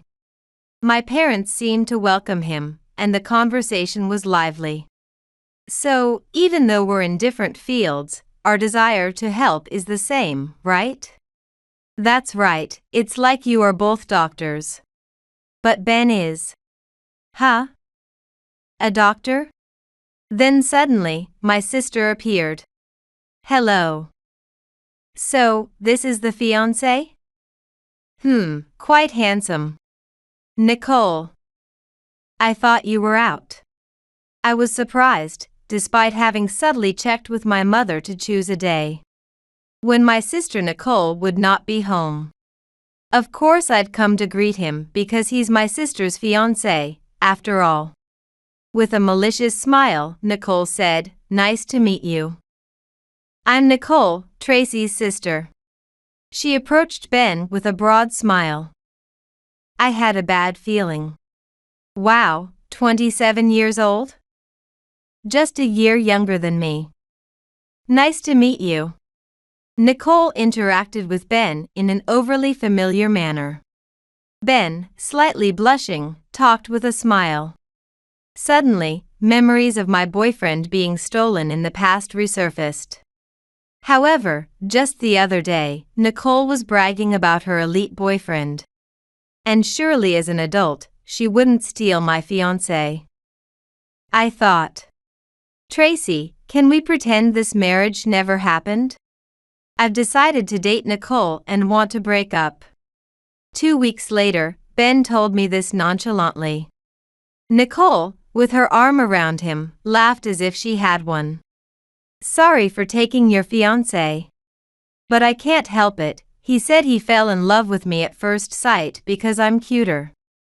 Oh, being cute is really a sin. Nicole sat there arrogantly, her apology not sounding like one at all. I didn't know Tracy had such a cute sister. We're close in age and get along well. Sorry, anyway. But it's good it happened before the wedding, right? In that moment, as I saw him laughing carelessly beside her, I felt a sense of relief beyond anger and sadness. Ben had always been thoughtless, which I found endearing. But I didn't realize he was so shallow and foolish. Really, it's good. I'm glad I found out what kind of man he is before marrying him. I'll gift wrap him for you, Nicole. She's just making excuses. It can't be helped, she's over 30. The two of them, heads close together, were laughing as if they were in their own world of delusion. Ben seemed like a completely different person to me now. Goodbye. Huh, you're leaving already? I was about to tell you how much we love each other. Despite Nicole's condescending voice following me, I held back my tears and ignored her. Then I left the house. I didn't want to see my sister's face anymore. I moved as planned to the rental apartment where I was supposed to live with Ben. Ironically, choosing a cheaper, albeit smaller place. Because we were talking about buying a house once we had children. Worked out since the rent wasn't too much for me alone. A few days later, I visited Ben's workplace. Hello, Tracy. Ben's off today, though. I know. I came because it's his day off. What? His boss was taken aback, apparently still unaware of the situation. Well, How should I say this? That's hard to believe? Is it really true? Yes, unfortunately. My sister can do such things without a problem. I didn't think he'd switch sides though. While saying this, I felt a lump in my throat. No good, I can't cry and be a nuisance here. Well, then I must be going. I'm sorry to have bothered you, but please forget about the wedding. Tracy. Yes? You've done nothing wrong. I'm on your side. What? A month later, Nicole called me. Hi, Tracy? Finally you picked up. How are you? As if I could be fine. But showing her I was down would only make her happy. I'm fine, what's up? Listen, I have some news. I'm marrying a guy with an annual income of $100,000. Are you jealous? Sorry.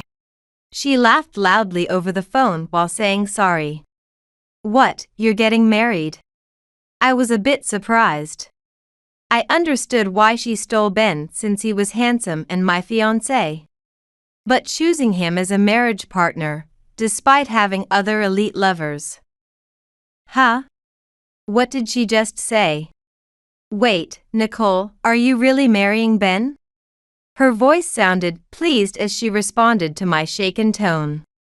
Of course. You didn't think I'd marry so soon? You thought you could win him back? Impossible, the $100,000 guy is already mine. Indeed, it wasn't a misunderstanding. I suddenly found the situation amusing. But Nicole, you were also dating that businessman, weren't you? You said before that if you were to marry, it would be an elite. You seem desperate to tear us apart, but it's useless. Businessmen are fine, but they don't have strong impressions in comparison to doctors. Besides, Ben is handsome. Is that so? Jealous? But make sure you come to the wedding. I think you'll feel miserable, but as family, you have to attend. Besides, both Dad and Mom are kinda mad, so if you attend, I think they'll forgive me. Nicole piled on her tactless words joyfully. She wanted to flaunt that she was marrying my former fiancé, always aiming to be superior. Unfortunately, she wouldn't get her wish. I responded with a cheerful voice. Okay, got it. Congratulations on marrying a husband who takes home $1,500 a month. What? Nicole let out a ridiculous noise over the phone. What are you talking about? Who's taking home $1,500? That would be your marriage partner. No way. Come on, Tracy. I know you're upset, but that lie won't fly. It's not a lie. During your visit to greet, I heard it before I entered the living room. Mom saying it's like they're both doctors. And by the way, I also overheard the conversation about $100,000 and whatever before that. Tough luck. Tough luck for you, Nicole. It's you who's mistaken. What?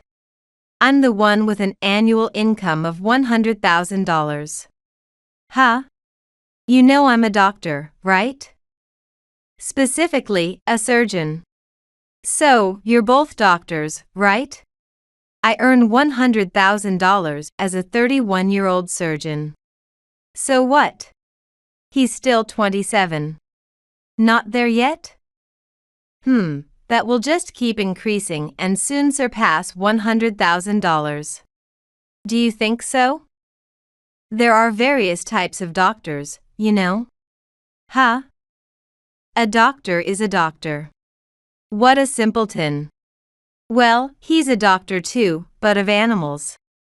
Huh? Animals? Nicole's voice sounded stilted over the phone. She must be wide-eyed on the other end. Not exactly a doctor, though. Huh, what? What do you mean? Oh, my break is over, so I'm hanging up. Don't call me again. Oh, wait a moment. I abruptly hung up the phone. That night, Nicole summoned me. I didn't want to be involved anymore, but I decided to see this through to the end. Of course, I consulted that person beforehand. I'm sorry for the sudden trouble today, Sean. No worries, we're closed now. The person smiling gently at me was the director of the hospital where we were gathered. Nicole, this is where Ben works. Oh, what's this? Suddenly dragging her to where I work. Nicole looked around the hospital curiously. Huh? This place is? Yes. Our dog comes here whenever there's something wrong. You never really cares, so you probably haven't been here much. What? After finding out Ben works here, we got closer. Our parents and the former director have had a long association. What? Wait, Ben, what's this about? Huh? What's wrong? He looked bewildered. You really work here? You earn $100,000 a year, right? Not at a university hospital? Huh? What are you talking about, Nicole? That's Tracy. What? Nicole's eyes widened as she looked at me, and I gave her a big smile. See, just like I said. I'm not lying. No way, you tricked me. I didn't trick you. I mean, I didn't say anything. You eavesdropped on a conversation with Mom and misunderstood, right? What? Ben looked puzzled, and Nicole was at a loss for words. But, he's still a doctor for animals. And vets make good money, right? This hospital has been renovated to be bigger and nicer. He'll be making $100,000 soon, right? Unfortunately, Ben isn't even a vet. What? Nicole's eyes widened at the director's words. He's not a vet, but an animal nurse, so his income is even lower. What? A nurse? For animals? Yes, it's a respectable job. I had no intention of defending Ben, but I said it. So, really, does he only take home $1,500? Yeah, that's about what he earns now. The director answered nonchalantly. Oh my. But wait. Ben, you have a golden retriever, right? I know you met my sister while walking it. What does that have to do with anything? That's a high-class breed, a rich person's dog. That means his family must be wealthy, right? Was that ever a rule? Desperate and prejudiced, my sister was grasping at straws, which made me laugh. Wow, Nicole, you remember such stories well. I don't know if golden retrievers are rich people's dogs, but that dog isn't Ben's. What? The director nodded too. Well, that dog belongs to a regular customer.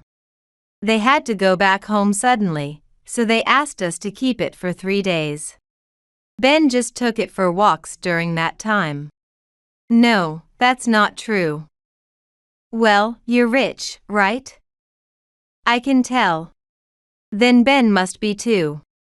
As I'm saying, the director is a vet and Ben is an animal nurse.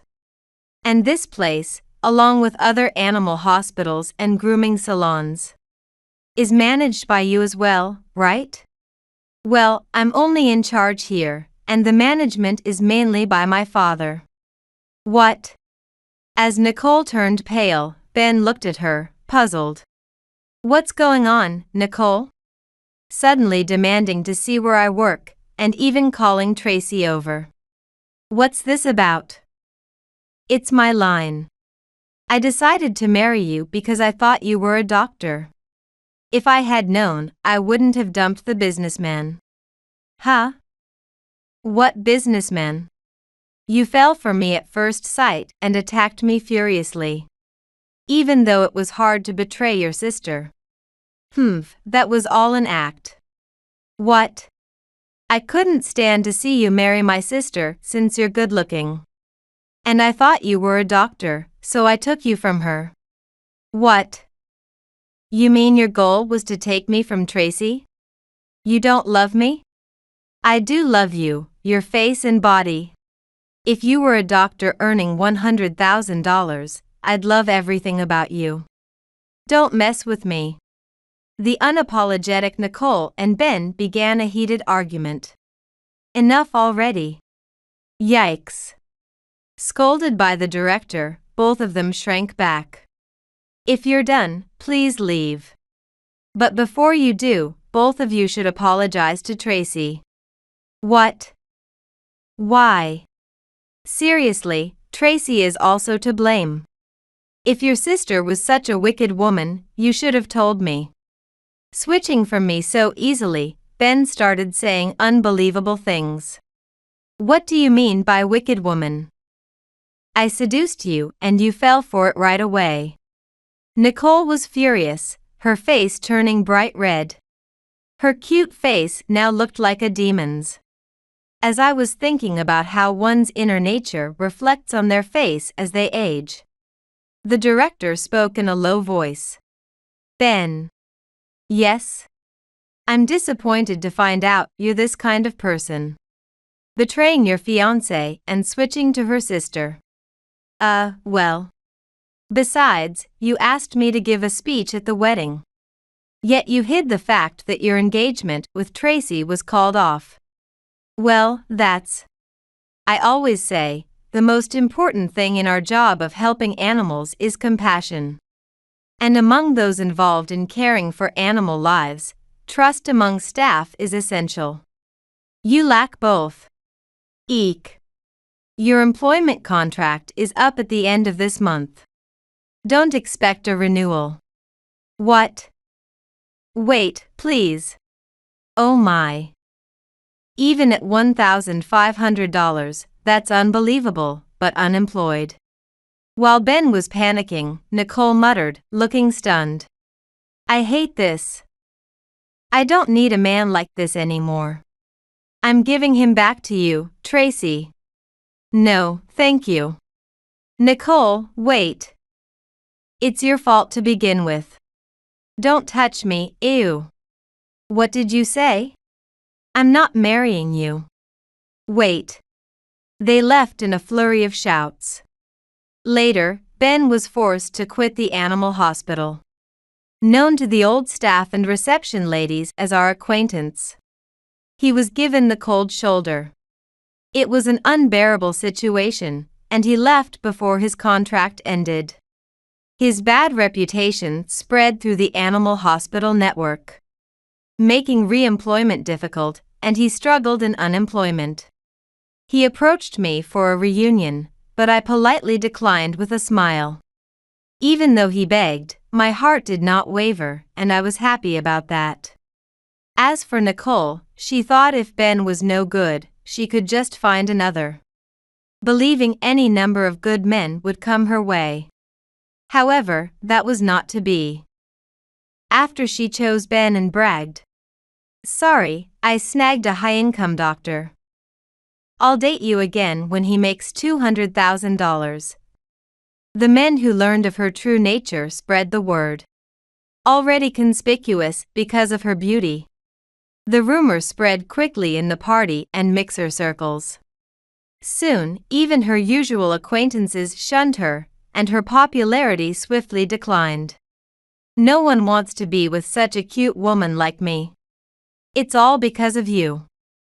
Her voicemails kept coming, but I promptly deleted them all. Despite being kicked out for stealing my fiancé, she even tried to find sympathy at home.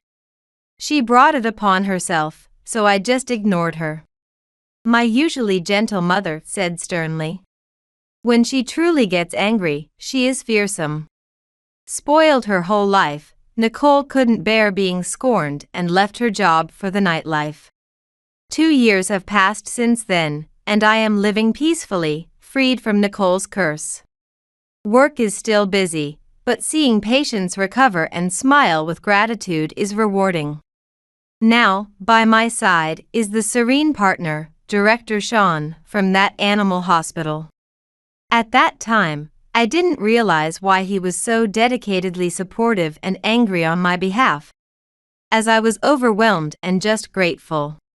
It was about half a year later when he opened up. I've had feelings for you for a while. When I learned you were Ben's girlfriend, it was complicated. But as long as you were happy, that was enough. However, seeing you in pain after what happened, I wanted to be the one to make you happy. I'd had enough of love and marriage after such a harsh experience, but I could trust this man. His sincerity and kindness toward animals also played a big part. Our relationship progressed smoothly, and even my parents were happy about it. Tracy, there's something I want to discuss. What is it? How about we live together, with marriage in mind? What? Yeah, we're both busy, and sometimes we have to perform surgeries unexpectedly. If we live together, we can at least see each other every day. As he spoke with a flushed face, I knew I wanted to cherish him deeply. Yes. What? I can be myself with you. Please stay with me forever. I said with a smile, and he looked surprised for a moment before hugging me tightly. In his arms, I vowed to sincerely engage with the important person in front of me and my patients from now on.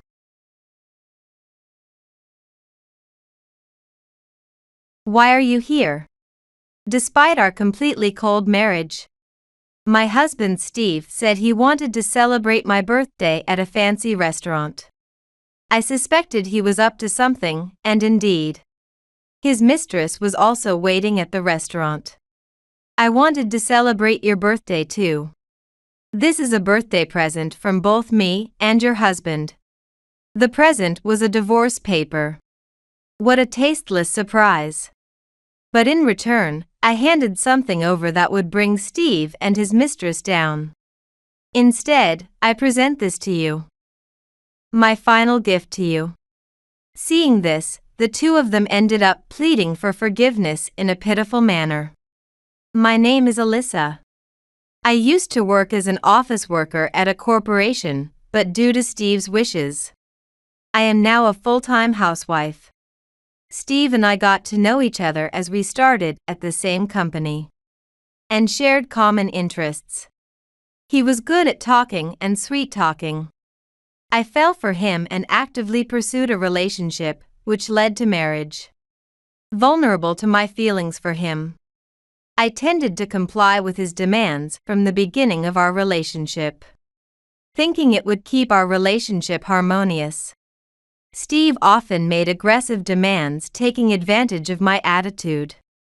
Highly regarded at his company and on a career track, Steve focused on his work and insisted that I quit my job to become a housewife after we married. But I like my current job, and I've just been entrusted with a project. No matter how hard a woman like Alyssa tries, she can't outperform me, right? It's better for you to support me by taking care of the home now. I thought, is that so? Although I still wanted to continue working, I convinced myself that maybe Steve was right, and ultimately quit my job when we got married. Even after marriage, Steve continued to assert his beliefs. Hey, I was thinking of visiting my parents next holiday.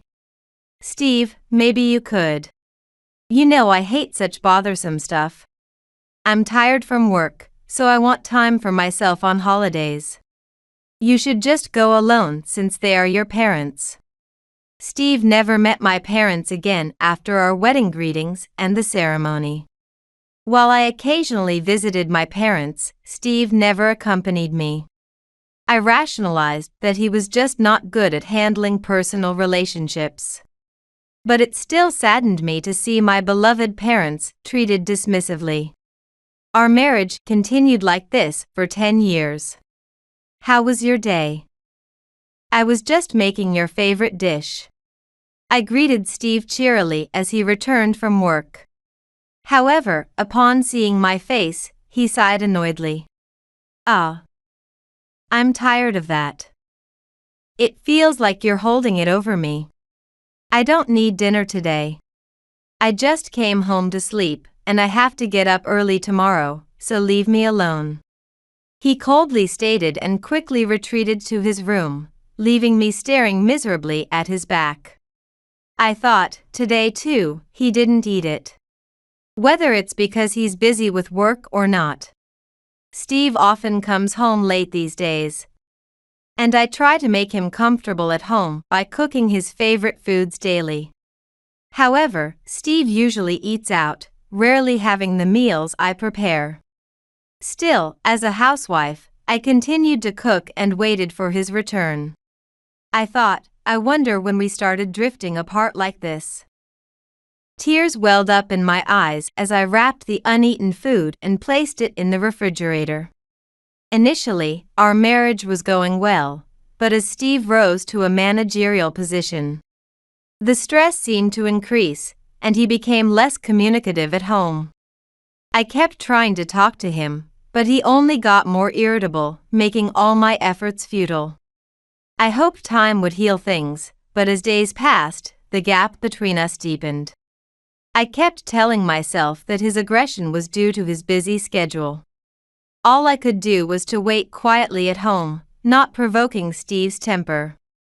However, an incident that trampled on my feelings happened one day. It all started when Steve came home and was in the shower, and our home phone rang. "Hello? Hello, is this the director's home?" It seems he left his smartphone at the office. The caller sounded like a young woman. "Oh, well, thank you for calling.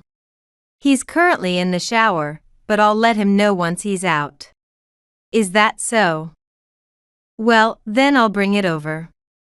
I know where he lives." "No, that won't be necessary. I'll have him pick it up later, please don't worry. I have time, so it's okay. I'll head over now." Despite being pushy, she ended up bringing Steve's smartphone. "Steve, your colleague said she's bringing over a smartphone you forgot." It was a young woman's voice. "So, I see. Okay." I told this to Steve as he got out of the shower, and he visibly looked uneasy. About an hour after the call, our doorbell rang. When I answered, I heard the voice of the woman from the phone. I opened the door, and there stood a woman in her early 20s. "Nice to meet you. Are you the wife? Is Steve here?" With a look that men might like, miniskirt and heavy makeup, she spoke in a coquettish tone as she peeked into our house. I intuitively disliked her vibe. "Megan, sorry to trouble you." Steve passed by me to stand in front of the woman he called Megan, exchanging casual conversation as he took the smartphone. However, their overly friendly demeanor made me feel uncomfortable. "Sorry for the late hour, I'll be leaving now. See you, Steve." With that, she left. The door slammed shut, leaving only the strong scent of her branded perfume behind. "You seem to get along well with your colleague. What's with that all of a sudden?" "Megan is just a colleague." Yet Megan calls you Steve so casually. Despite being addressed as director over the phone, the woman had deliberately called him Steve in my hearing when she visited. She's just very friendly. She calls everyone by their first names, not just me. Friendly, huh? Ah, so that's why she knew our house. Even though she's never been invited to a boss's home. She came without hesitation, she must have a good memory. What are you trying to say? My probing words finally made my husband Steve snap. I normally don't confront him like this. But I had a woman's intuition that he might have a mistress. I hadn't investigated her yet, but I was sure that Megan from earlier was the one. So I pressed the issue with passion. You always said you were late from work, but could there be another reason? You might think you've kept it hidden from me, but it's obvious. The times when Steve was busy at work and became cold towards me matched up. It could only mean one thing: infidelity. Why don't you just admit it? Shut up, it was just a fling. So, you admit to cheating? I was stressed from work, and when she invited me, I just lost it. It was just dinner, nothing physical. That doesn't count as cheating, does it? Steve finally admitted to cheating after my persistent questioning. But he insisted that it wasn't a physical relationship. However, judging by their demeanor, it couldn't have been just platonic. But at the moment, I had no evidence to pursue it further. So what if I cheated? What are you going to do about it? Divorce? There's no way you, a housewife with a career gap, can find a job if you leave me. You'd struggle financially without me. Steve sneered at me, ignoring his own actions. As he said, I hadn't worked for 10 years. It would likely be tough to find a job if I tried. Knowing this, Steve was confident that I wouldn't dare file for divorce even if he cheated. You rely on me for support, and you have the nerve. There's no reason for you to bash me just because I talked to a younger girl. I've had enough. I ended the conversation, disgusted by Steve's lack of apology. Maybe you're jealous of a beautiful young woman.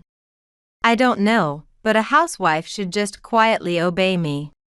Steve sneered and spat out those words before returning to the living room.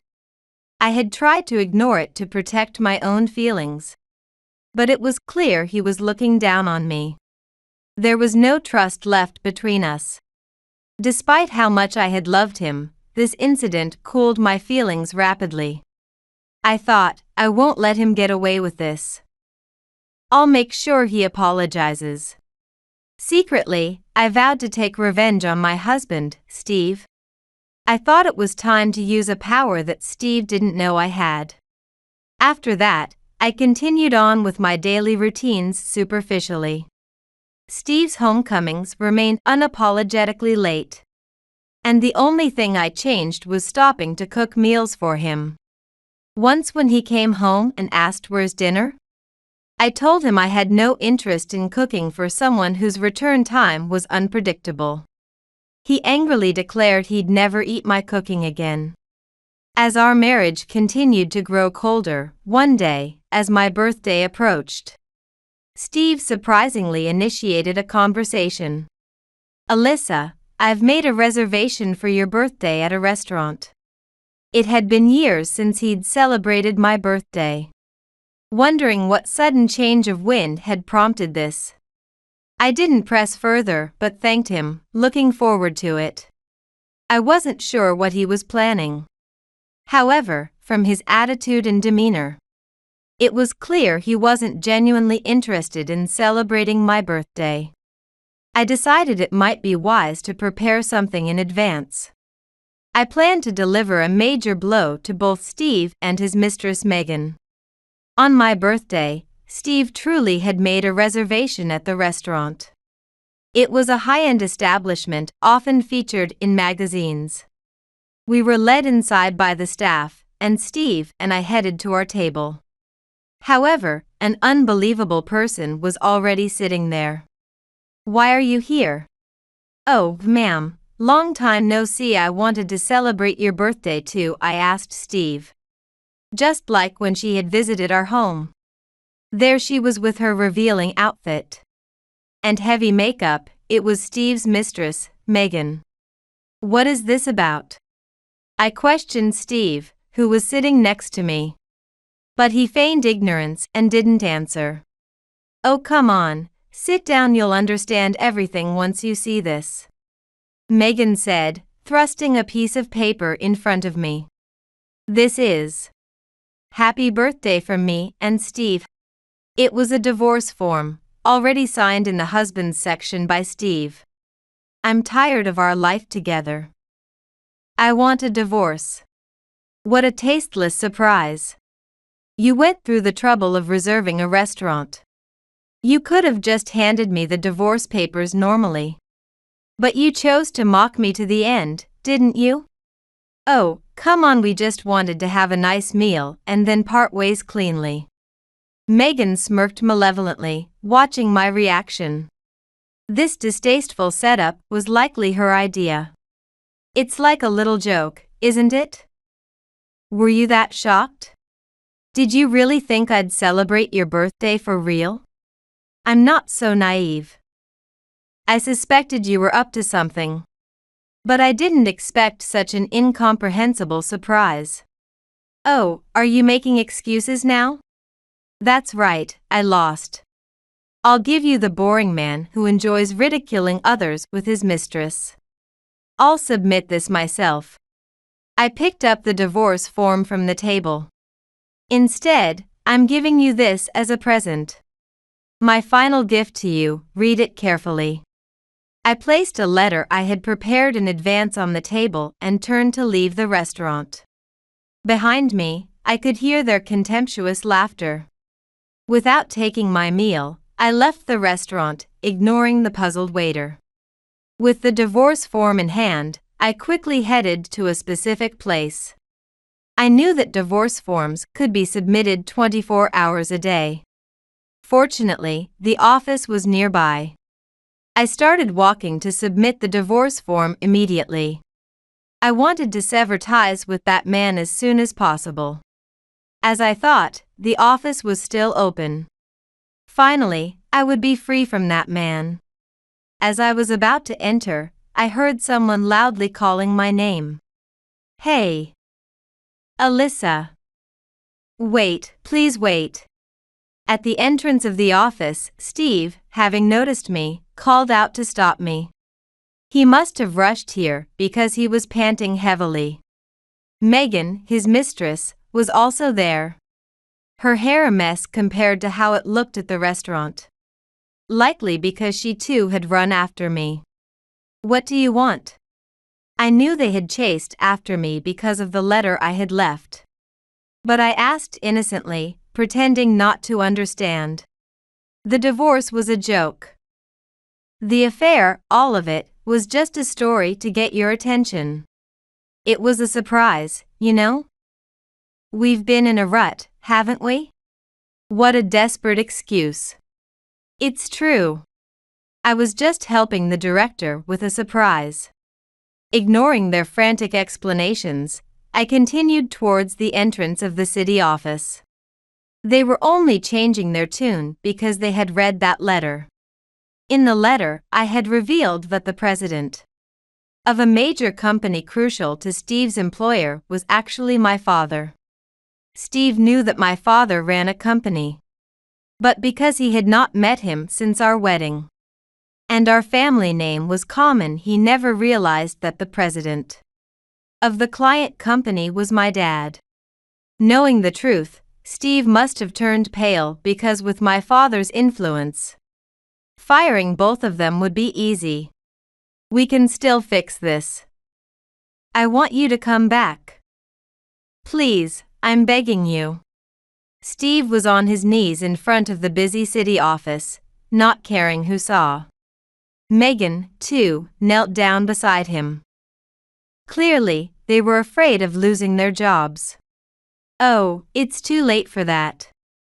Sorry to have you make such a pathetic show, but I've already filed the divorce papers. You were about to go into the office building. Stop lying. Sorry to have raised your hopes, but I actually left my bag at the counter. I was just going back to get it. We're already strangers. With that, I showed them my hands, emphasizing that I didn't have my bag. They must have thought they caught up with me before I could file the papers. But I had already submitted the divorce application.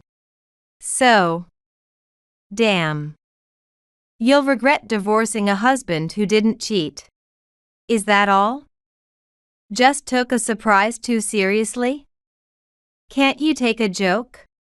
Despite their rush to prevent me from filing the divorce papers, their efforts were in vain. And they started to hurl insults in frustration again. Still pretending to be innocent, are you? I've already collected enough evidence to prove your affair. Evidence? Yes. You thought I would tolerate the cheating because I'd struggle financially after a divorce. But I'm not the kind of woman to stay silent after being ridiculed. I had hired a detective agency to monitor them, and indeed, they were frequently meeting in secret.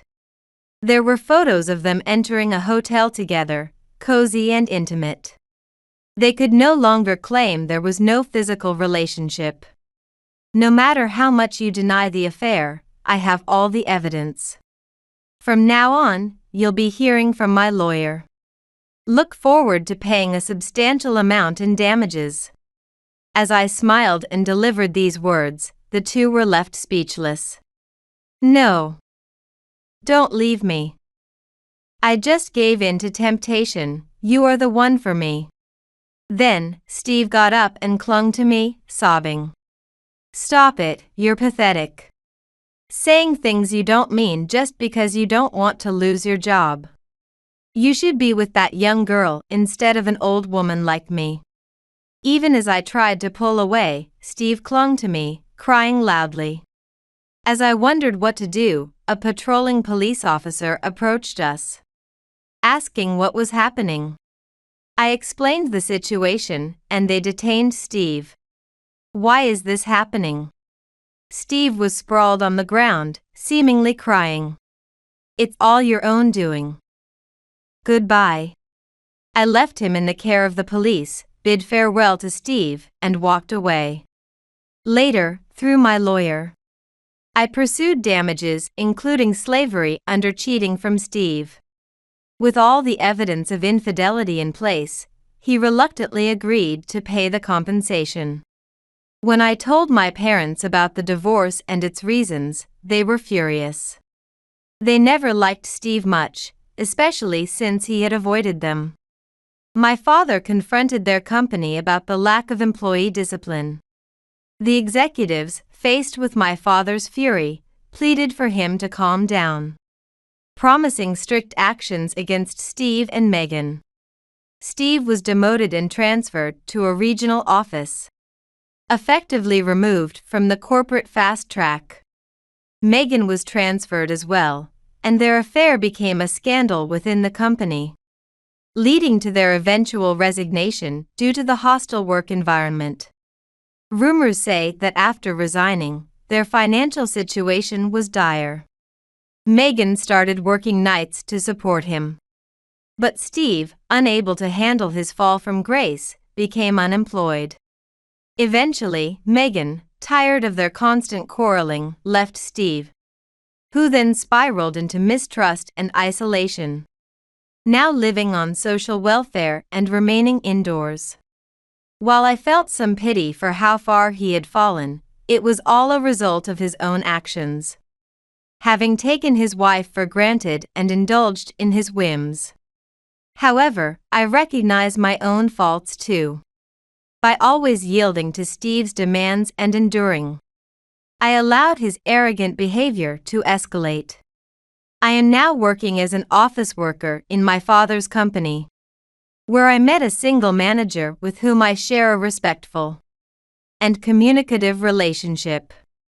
We plan to marry soon, applying the lessons from my failed marriage with Steve. Seeing my new partner enjoy my cooking every day, I feel confident that this time, I will find true happiness with a trustworthy partner.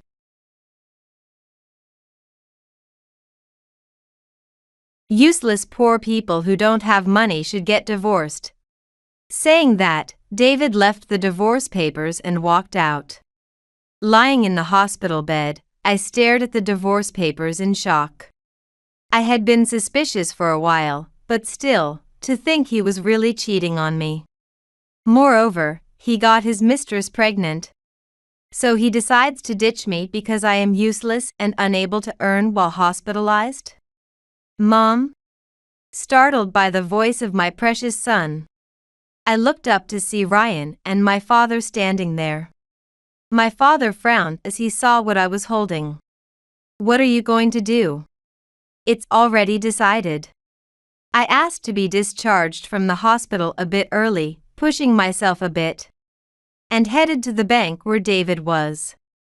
My father, who drove me there, told me to hang in there, and dropped me off in front of the bank before driving away. As I entered the bank, I caught David's eye. He frowned when he noticed me. By chance, there were no other customers in front of him. I walked straight up to David. "I'm closing all the accounts of our employees." "What?"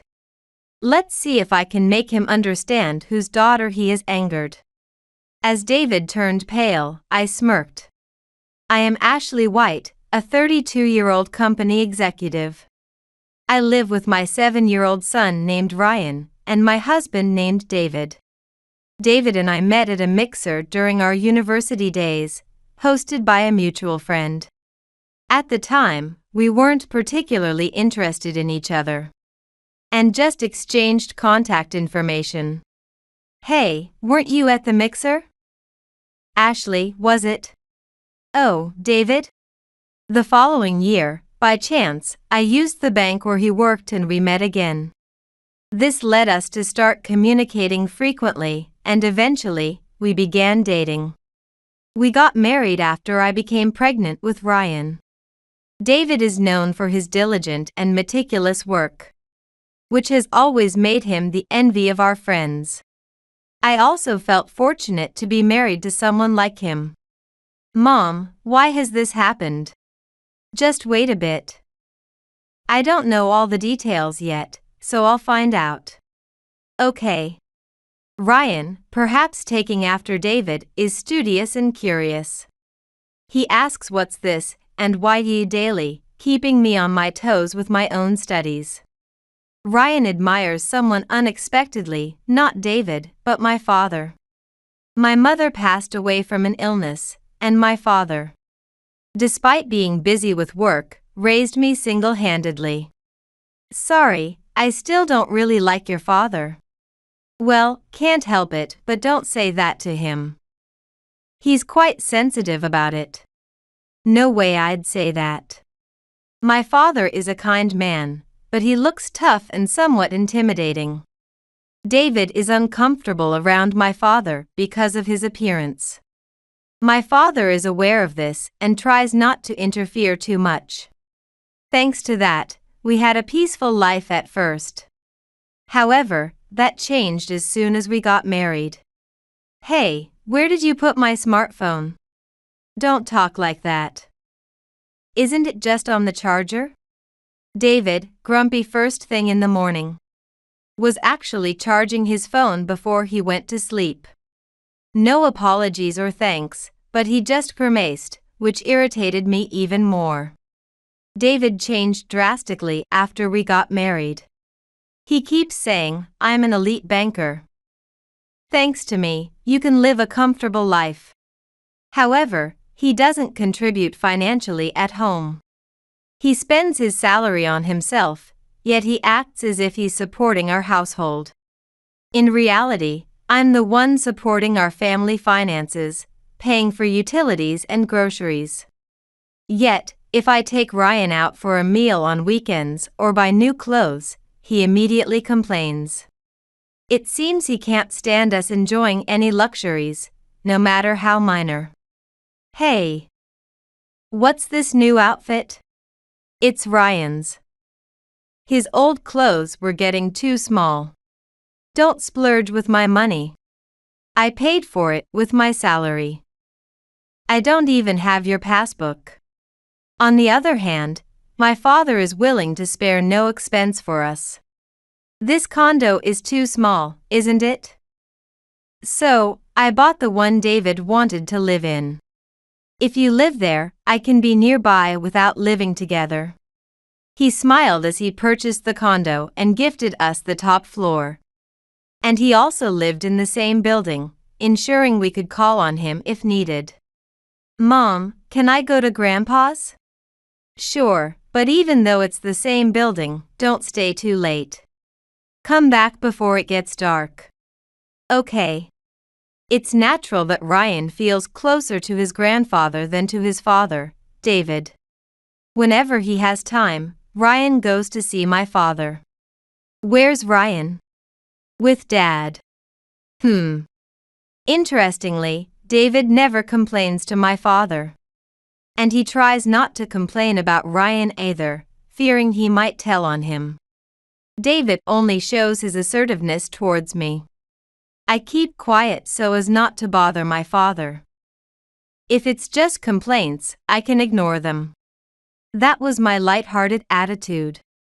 Thus, David has not participated in parenting at all. I got called by Hannah, so I'm heading out. What? Again? Taking time away from parenting is David's childhood friend, Hannah Baker. I dislike her, or rather, I hate her. David and I are like siblings. So, please don't misunderstand. Every time she sees me, she says things like that. On top of that, she tries to assert dominance by claiming she knows David better than I do with remarks like, the old David would have. It's really bothersome. And what makes it even more complicated is that David's mother adores her too. Why did David choose such a woman instead of marrying Hannah? He should have married Hannah. Whenever I'm called over to my in-laws, my mother-in-law deliberately says things like that loud enough for me to hear. Each time, my father-in-law scolds her, but she doesn't seem to care. Hannah claims to be a natural at being doted on. I'm just naturally affectionate with David. I don't mean to make you uncomfortable, Ashley. It would be one thing if she were younger, but she's 28, old enough to know better. The only reason they never got together was because of my father-in-law. I wouldn't want to call that woman my daughter-in-law, even out of duty. If it really comes to it, I'd divorce you. Hannah is not exactly a good person. She's notorious for playing around with men and lives a freeloader lifestyle, relying on David to buy her anything she wants. My father-in-law despised her and was vehemently opposed to their relationship. I could never understand why my mother-in-law dotes on Hannah so much. I'm sorry you have to deal with my wife. You shouldn't be the one apologizing. David is also to blame. He doesn't defend his wife when she's insulted, and instead, he's close with that woman. True to my father-in-law's words. No matter what my mother-in-law says about me, David never defends me. Sometimes, he even laughs. Grandma, why do you say such things? If Mom hadn't met Dad, I wouldn't have been born. Am I an unwanted child to you? No, that's not true. Ryan always stands up for me. Although he doesn't understand exactly how children are made. He knows that it takes both parents to have a child. My mother-in-law dotes on him too, so she refrains from saying such things in front of him. It seems that David and his mother are alike in that respect. Which makes me realize that parents and children often resemble each other. I have a plan to drink with Hannah tonight, so I'll be late. Oh, I see. Gradually, I started to wonder if we really needed David in our lives. And I began preparing for a divorce. Ryan seemed to sense something was up. If there's anything I can help with, just tell me, he said, showing his concern for me. Just then, I was summoned by my mother-in-law. I didn't want to go, but she kept calling me repeatedly. To the point it would affect my work if I didn't show up. My husband isn't here right now to carry heavy things. So, can you buy some flour? Apparently, my father-in-law was on a business trip. I thought to myself that she could just order it online. But I knew better than to say that out loud because it would only lead to more noise. After carrying heavy items after work, I was exhausted. As I absent-mindedly headed to the condo, my body was thrown by a car. It seems a car that ran a red light hit me. The car that hit you fled the scene, and we are currently investigating. I was informed in the hospital bed. For now, I left Ryan in the care of my father and decided to stay in the hospital for a while. I broke my arm, so I couldn't do much work. My father scolded me, saying, "Worry about your own health first." Ryan, my father, and my father-in-law, who rushed back upon hearing the news, visited me frequently, but David and my mother-in-law never came.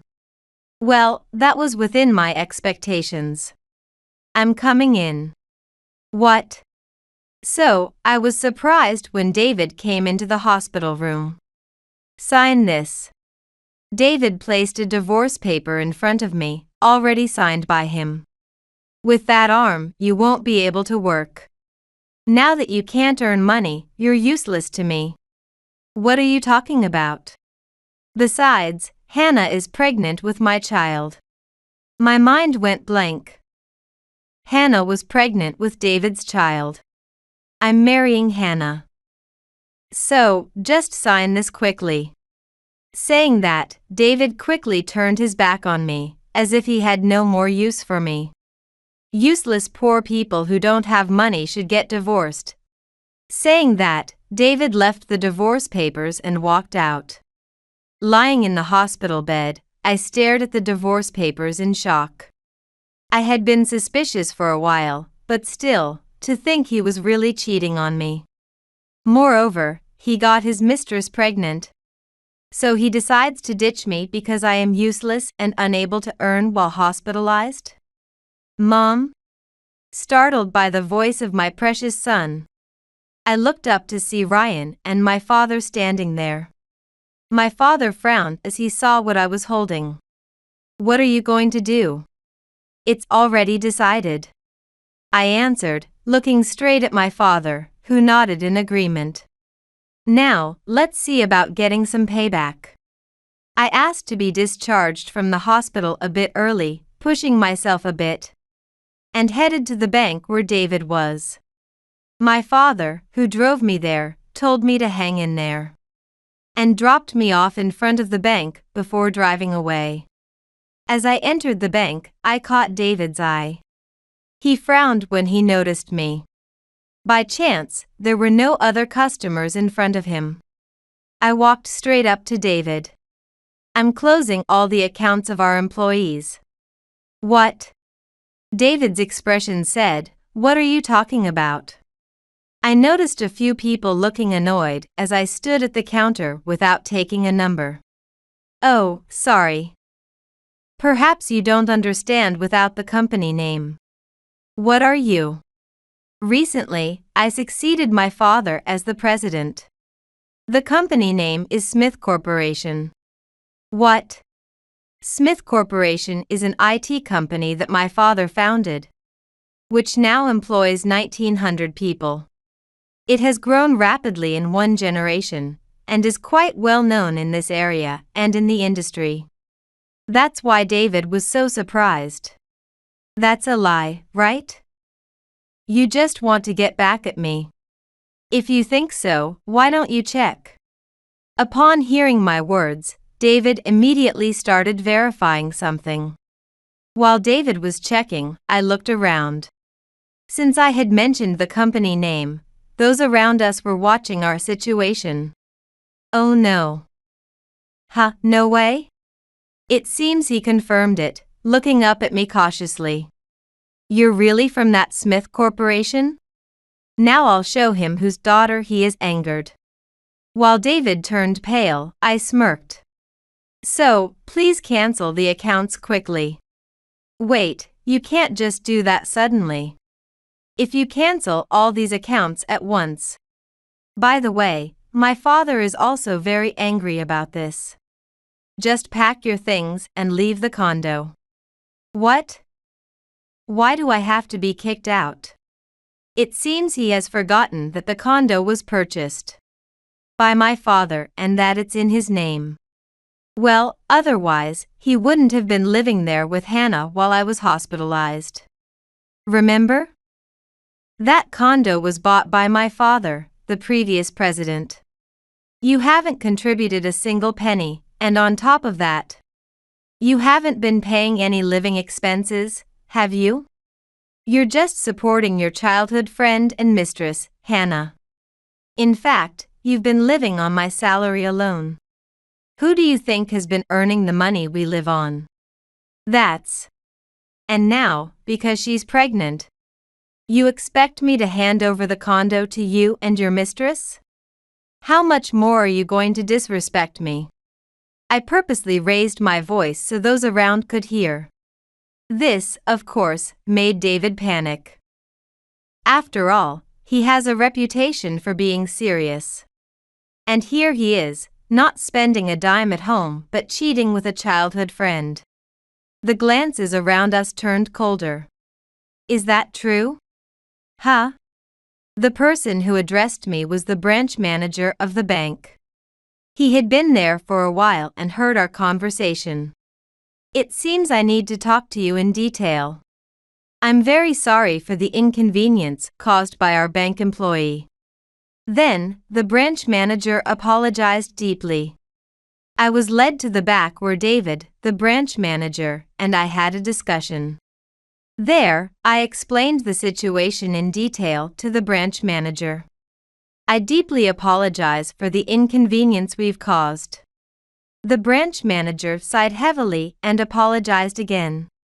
And next to him, David, looking displeased, was made to apologize by the manager. I can understand why you wouldn't want to entrust your important money to a bank that employs such a person. If you decide to cancel, we will make the arrangements. I'm no longer his wife. If you agree to one condition, I'll reconsider the cancellation. Both looked up hopefully at my words. It was a good offer for the manager, but the worst possible condition for David. If you fire David White, I will continue to do business with this bank. What? That's natural. I was already planning to fire him. It seemed that the manager had already intended to do so. David initially looked confused, but his face gradually turned red. Just as he was about to say something. Excuse me, but a person claiming to be Ms. Smith's father has arrived. Another bank employee came to us. I had asked the manager to let him in, and David, frustrated, shut his mouth. What? Why do I have to deal with this too? Huh? Mom? David muttered. Sorry, I kept you waiting. My father entered, firmly holding my mother-in-law's arm. Seeing me, she glared at me sharply. This is your doing. What are you planning? Even if I'm your mother-in-law, I'll never forgive you for treating me like this. Silence. When my mother-in-law started shouting, my father, with an even scarier look on his face, sharply rebuked her. Not just my mother-in-law, but even David let out a short cry and fell silent. I know you've been harassing my daughter. You keep calling her for errands and making her buy and carry heavy things. Despite that, instead of thanking her, you say that woman Hannah, who's a mistress, is better in a way that my daughter can hear. And David, instead of defending her, you just laugh. And the child has to stand up for her. My father's angry voice resonated well through the bank. David tried to intervene, but he was silenced by my father's glare. Also, I know that Hannah Baker was the one who ran over Ashley. That woman has already been arrested by the police. No, can't be. Hannah wouldn't do such a thing. What are you surprised about? You're the main culprit. My father scolded her further. Meanwhile, David, not knowing it before, was frozen in shock. You two are the worst kind of a parent and child. Ashley, let's go. Yes. Encouraged by my father, I headed outside. The manager followed us, apologizing repeatedly, thinking that I might continue the contract with this manager. I heard David and my mother-in-law arguing loudly behind us. It seemed they were blaming each other. Their voices were heard outside, and the customers and other bank employees who were present whispered, so what we heard was true. Just as planned. Yes. They reacted just as I expected, thankfully. We walked out of the bank laughing, having carried out our plan as expected. As a result, David was successfully fired, thanks to the police conducting a thorough investigation. Hannah received a prison sentence. As for my mother-in-law, it was discovered that she conspired with Hannah to arrange the hit-and-run to get rid of me, and called me out, leading to her being taken by the police and divorced by her husband. Hi, Mom. Hi, Grandpa. Thank you for taking care of Ryan, Mr. White. No problem. It looks like you've settled everything well. After confronting David and my mother-in-law at the bank, I went to pick up Ryan, who I had left in the care of my father-in-law. He had also helped a lot this time, having found evidence that my mother-in-law had incited Hannah to devise a plan to eliminate me, and submitting a note detailing this plan to the police.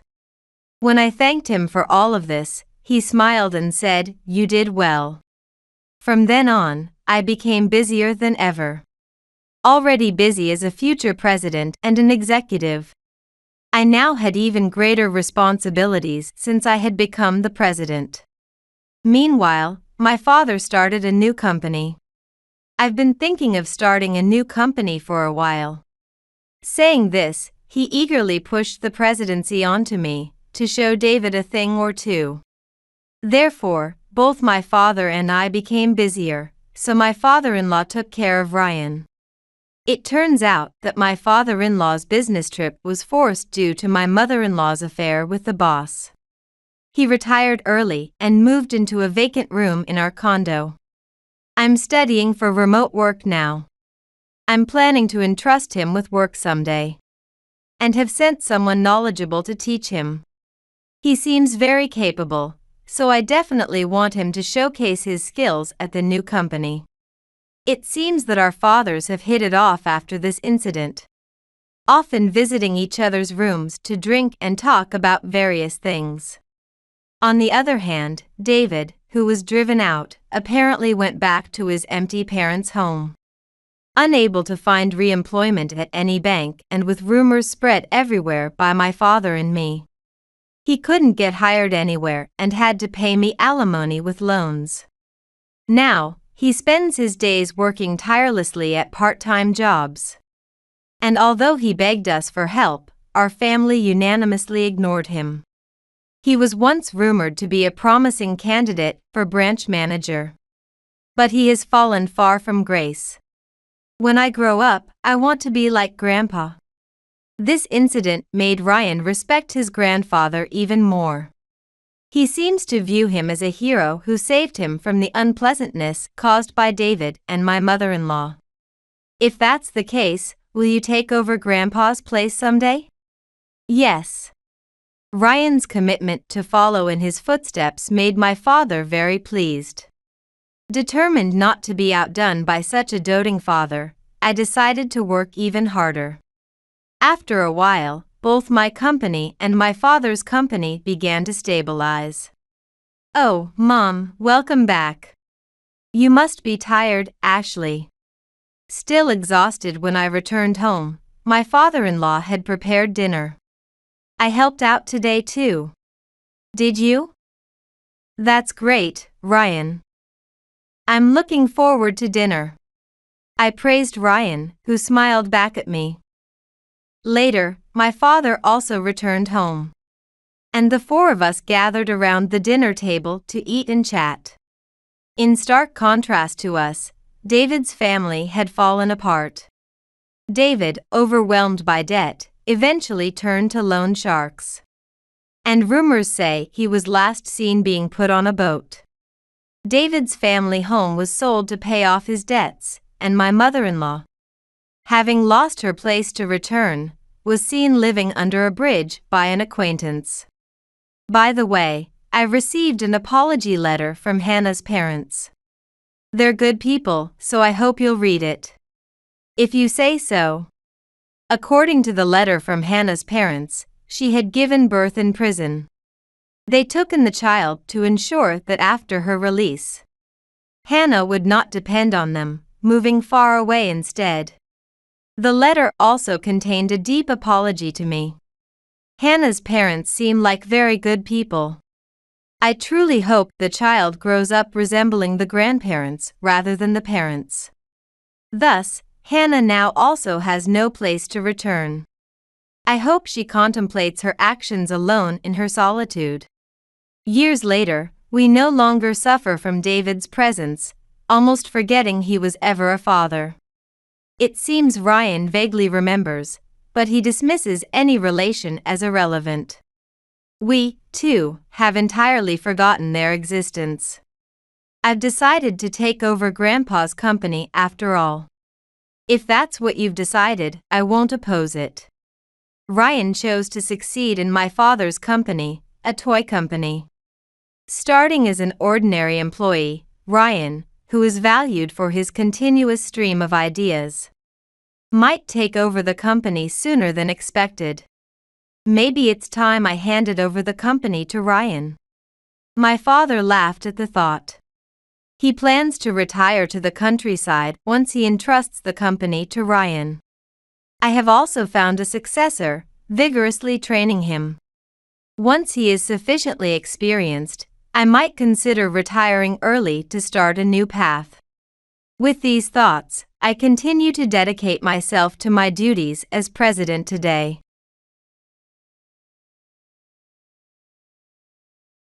You too smell poor. The stench of poverty is wafting over here. Gross, it's going to soak into my expensive clothes. Poor people making under $50,000 a year need to disappear. When Matt and Sherry ran into me by chance, they looked at me with disdain. They even pitted Paul, who was next to me, as a low-wage worker with dirty hands. 15 years ago, Matt suddenly left me and remarried. His new partner was a doctor's daughter. What's so great about a doctor's daughter? Amid their laughter, Paul straightened his back and spoke up. Are you mistaken? $50,000 is my monthly income. What? For a moment, both of them furrowed their brows in confusion. But then they burst out laughing. Yeah, right, stop lying like a little kid. Amazing. Do you get your salary in $10,000 bills from a children's bank? I had always been scared of Matt. I couldn't stand up to him. But now, after 15 years, the tables have turned and it's time to show him. I am Angela Norman, a housewife in my 40s. I've been busy lately but finally got a haircut and a thorough head spa, which refreshed me. Touching my neatly trimmed hair sometimes makes my chest feel tight, because it reminds me of the past days that feel crushing. Please, just listen to a bit of my old story. I first got married almost 15 years ago when I was 27. Unfortunately, it wasn't a sweet honeymoon from the start. Right after the wedding, Matt quit his job and became a house husband. He felt undervalued at work and was stressed. It was always tough, but he seemed to have endured it by keeping up appearances. We started at the same company, but I regret not realizing his struggles. I was a full-time employee, so it was no problem. So, I vowed to support him. However, we're short on living expenses. As a house husband, Matt always seemed grumpy. He complained about the lack of living expenses every month. Are we short again? It's only mid-month. What can I do when the money you give me is so little? But I was able to live alone on half this budget. Suddenly, Matt glared at me. Are you saying it's my fault? It's impossible to suddenly get used to housework like a woman. I clean and cook for you, so why am I being complained at? Matt threw a tantrum like a child, stamping his feet and ranting quickly. Eventually, I stopped giving living expenses to Matt, and he managed my salary instead. I would get a monthly allowance of $200, but even that soon stopped. The budget is tight this month, too. I can't give you any allowance. Then, can you at least give me some money for the department's drinking party? A drinking party? You're too incompetent and earn too little to go to such things. Every time Matt shouted, I became afraid to speak. He wasn't always like this. He was a kind and cheerful man. I think he was beloved by both men and women at the company. His current attitude must be because he's tired. I thought to myself, just be kind to him for now, but that for now went on for 3 months. 6 months. I couldn't see the end of just for now. Here's your lunch sandwiches. I woke up early again today even though I'm still sleepy, just for you. He used to pack sandwiches with ham or tuna, but recently it's just cheese. But today's sandwiches are plain. I wonder if there's even anything in it. This month's salary was $2,700. Isn't that too little overtime? You understand we can't live properly with 2 adults on this, right? You should be grateful you can even eat a tuna sandwich with your incompetence. Yeah. Make sure your take-home next month is over $3,000. Okay. I want to do better, but somehow I can't muster the energy. As I nibbled on my breakfast toast, a sigh escaped me. Right after, Matt sighed even louder than me. Being a section manager isn't all that, huh? It's probably just because they have to give women positions too. Just picked you as section manager for the heck of it. If being a section manager meant better pay, then maybe, but look at this. A female section manager is just for show, the salary tells it all. I'm sorry. If I had been a section manager, I could have contributed more to the company. Maybe Matt decided to resign because I got a position before him, hurting his pride. If that's the case, his breakdown is my fault. I can't blame Matt. I have to obey him. After breakfast, I was brushing my teeth in the bathroom when I got a shock. In the mirror, there was an ugly old woman. Dark circles under her eyes, deep laugh lines, and her hair was a frizzy mix of gray. I have to do better. I wet my parched hands with cold water and tied my hair back. Once I fixed my hair, I transformed from an old woman to a dignified career woman. One day, I was out for work and headed straight home. It was earlier than usual. The area was still bright, with mothers with young children and students around. The station was nearby, but I started walking in the opposite direction. For some reason, the side towards the station felt gloomily dark. I didn't want to board the train that would take me to the home where Matt was waiting. Though it was nearly spring, the air was still a bit cold, and the wind stung my cheeks. When I touched my cheek, it felt rough and dry, probably peeling. Oh, a trendy cafe. I'd love a warm cafe au lait. But maybe I need a moisturizer more. I muttered to myself as I passed by the cafe when a man fast walked to me. Hello. He was wearing a crisp white shirt, a refreshing sight. It seemed like he was smiling at me. But there was no way he was talking to me, so I looked down. However, the man peered into my face. Are you interested in being a hair model? He was definitely looking into my eyes when he asked. I don't remember what he said next or how I responded. Before I knew it, I was sitting in a chair in a clean, stylish space, getting my hair cut by a hairstylist named Paul. How does it look? About an hour later, the mirror reflected a younger version of myself. My hair, once frizzy, now had a glossy shine. There were no waves or frizz, and my fingers slid through it smoothly. It's like I'm a different person. You look very beautiful. I knew it was just a compliment, but I couldn't help but smile. I was a bit skeptical about being a free haircut model, thinking it might be a scam. But Paul truly worked magic on me. The sweet scent of shampoo wafted from my hair. Paul gently stroked my hair, and somehow, the tension in my shoulders and the rest of my body melted away. I used to think it didn't matter if my hair was frizzy or gray as long as it was tied back. But it feels good to be beautiful. If you'd like, please let me cut your hair again. Paul treated my hair with the care of a glass artisan. It had been a while since I felt cherished by someone. Just an hour ago, my legs felt heavy, but now they felt light. It was getting dark, and the station was lit up. I boarded the train with my back straight and went home. How's your day? What happened to your hair? As soon as he saw me, Matt's eyes widened. I answered with a shy smile.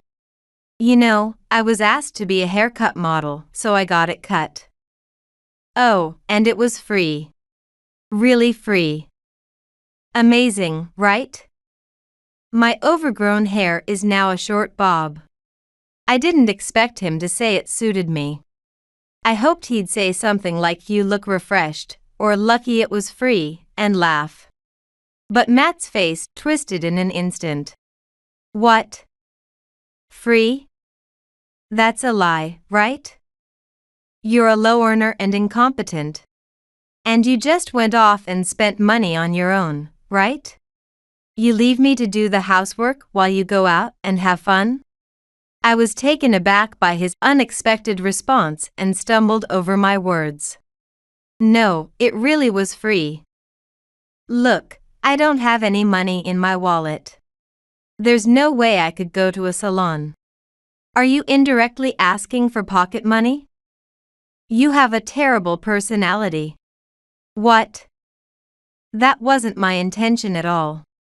When was the last time I had a normal conversation with Matt? Tonight's dinner was still in plastic containers from the supermarket. If I said, "This is tasty," he would likely snap. So you think store-bought food is better than anything I could make? If I tried to fold the mountain of laundry on the sofa, he'd surely get upset, thinking it was a dig at him. So, I always just dug out whatever clothes I needed from the pile. I noticed a few wrinkles, but if I ironed them, Matt would explode. I had always been careful not to upset Matt, who was struggling with his mental health. It was pointless to insist that the haircut model was free, or that I was happy my hair looked nice. I'm sorry. Recently, our conversations had devolved into Matt getting angry and me apologizing. That was all. Being with Matt was exhausting. However, the option to distance myself from him had never crossed my mind. I didn't want to cause unnecessary worry to people from our former workplace. So I told them Matt left his job to advance his career. That's why he still keeps in touch with former colleagues. If they found out I had abandoned him while he was unwell, I would probably feel very uncomfortable. Then I thought, I only thought about myself. Wanting to distance myself from Matt or worried about my status at work. I didn't even try to support Matt, who was suffering. I hated this cold-hearted side of myself. I didn't want to face Matt either. So, I began to live each day with an empty heart. Without any conflicts, thinking I was living peacefully. But the peaceful everyday life suddenly collapsed. I've decided to get married. When I returned from work, Matt suddenly announced this. Huh, married? I was confused. We were already married. Matt began to tremble and then burst into laughter. I stood frozen in the entrance, still not understanding. Then, a woman I didn't recognize appeared from the living room door down the hallway. Matt casually draped his arm around her shoulder. I'm going to marry Sherry. The woman named Sherry nestled her cheek against Matt's chest and flashed me a triumphant smile. Sorry, ma'am. I'm taking your Matt. Taking him. Huh? But that's... I looked so confused and ridiculous that they couldn't stop laughing. Just like Matt said, you really are a dirty old woman, ma'am. No wonder he wanted to cheat. But don't worry, we know it's not the wife who let him cheat but Matt who is at fault. Rest assured, we'll generously provide compensation. You're just a section manager but can't earn more than $50,000, such a useless woman. You want money, right? $10,000? $20,000? You can name any amount you like. My father is a doctor. We have money, so don't worry. And just like that, my marriage with Matt ended unceremoniously. I remember my parents, in their anger, demanded $50,000 in compensation. But we only received $10,000. It was frustrating, but dealing with Matt was too painful, so I reluctantly accepted it. That's the end of my sad story. 15 years after that divorce, I still occasionally think of Matt. Let's forget the past. I smoothed my freshly cut hair with both hands, trying to calm my troubled heart. The next day, I went to a suburban shopping mall with my husband. Is that you, Angela? A familiar, unforgettable voice called from behind me. Maybe it was just a hallucination because I had been reminiscing about the unpleasant past just the day before. Ah, it is Angela. A man suddenly appeared in front of me. Could this be a hallucination too? I blinked several times to check, but it was definitely Matt. Sherry, his affair partner from that time, was also with him. Wow, nostalgic, it's Angela.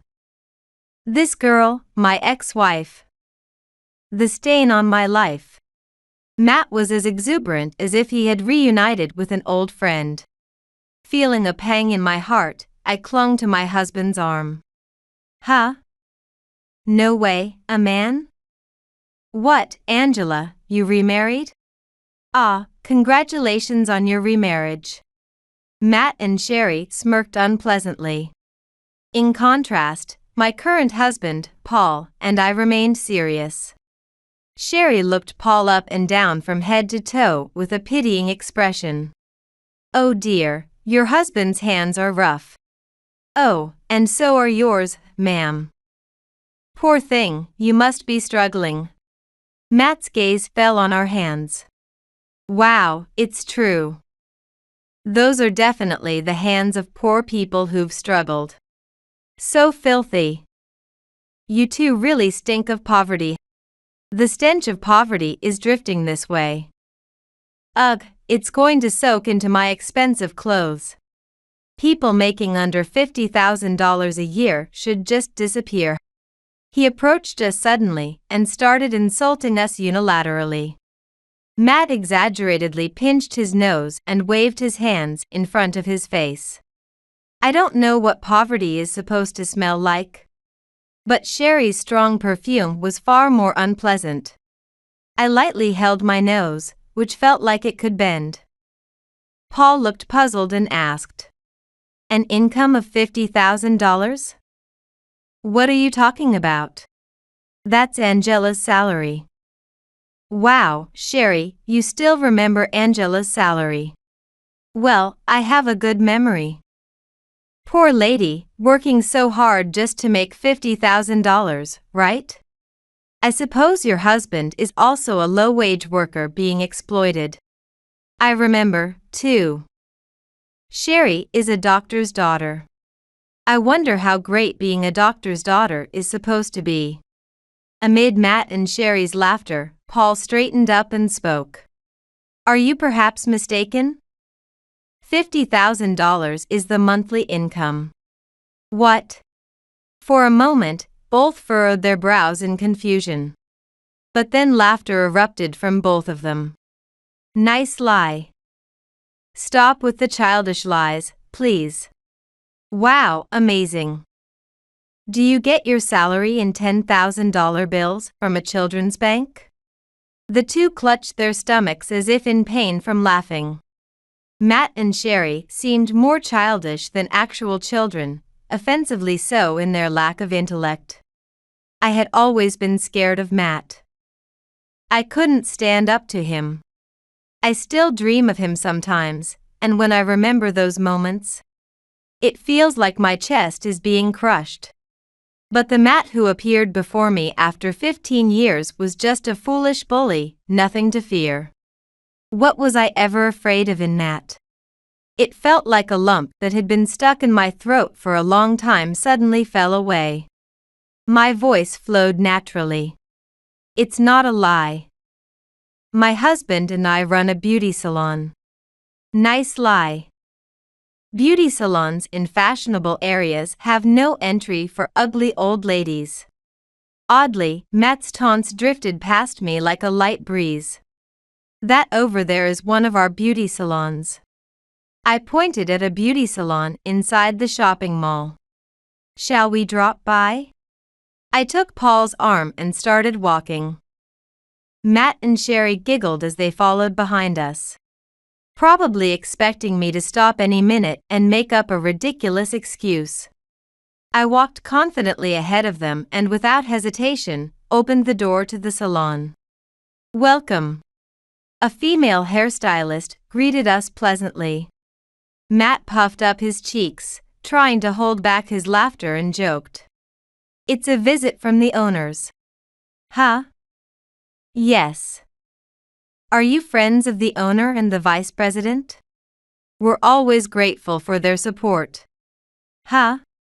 Caught off guard by the serious response, Matt and Sherry were stunned. Paul smiled warmly at them. Do you understand now that it wasn't a lie? This is one of the beauty salons we manage. Matt muttered with a frozen expression. It's a lie. It's not a lie. Looking desperate for me to tell him it was a lie, Matt looked at me for help.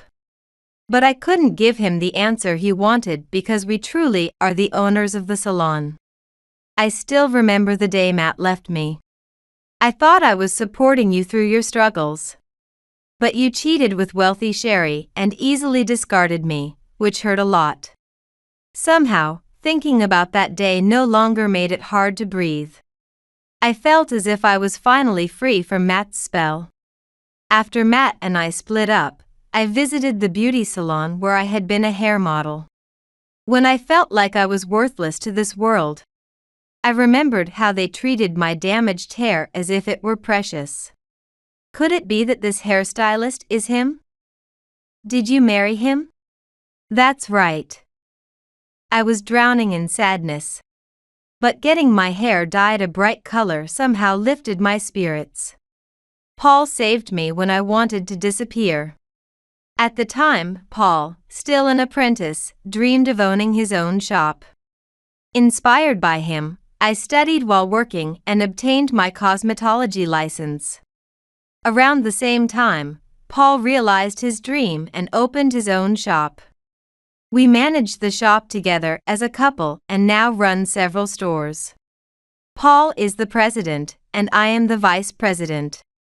I continue to work as a hairstylist even though I'm an owner because I love it. Huh? That doesn't make sense. You, incompetent and low-paid, a hairstylist? An owner? That's a lie. Matt held his head in confusion. Matt used to mock me for being low-paid, but earning $50,000 isn't easy. It was scary to give up a stable job as a salaried worker. But I wanted to chase my dream with Paul. An old woman like you talking nonsense. Hairstyling is a job for young, cute girls. Indeed, I looked like a wreck and old before. But that's exactly why I aspired to be a hairstylist, to make people beautiful. Caught off guard, Matt examined me from head to toe. Dressed simply but neatly, I smiled gently at Matt. My face may have matured with age. But I'm not the broken old woman Matt had to insult anymore. I can clearly see that I shine brighter in my 40s than I did in my 20s under Matt's control.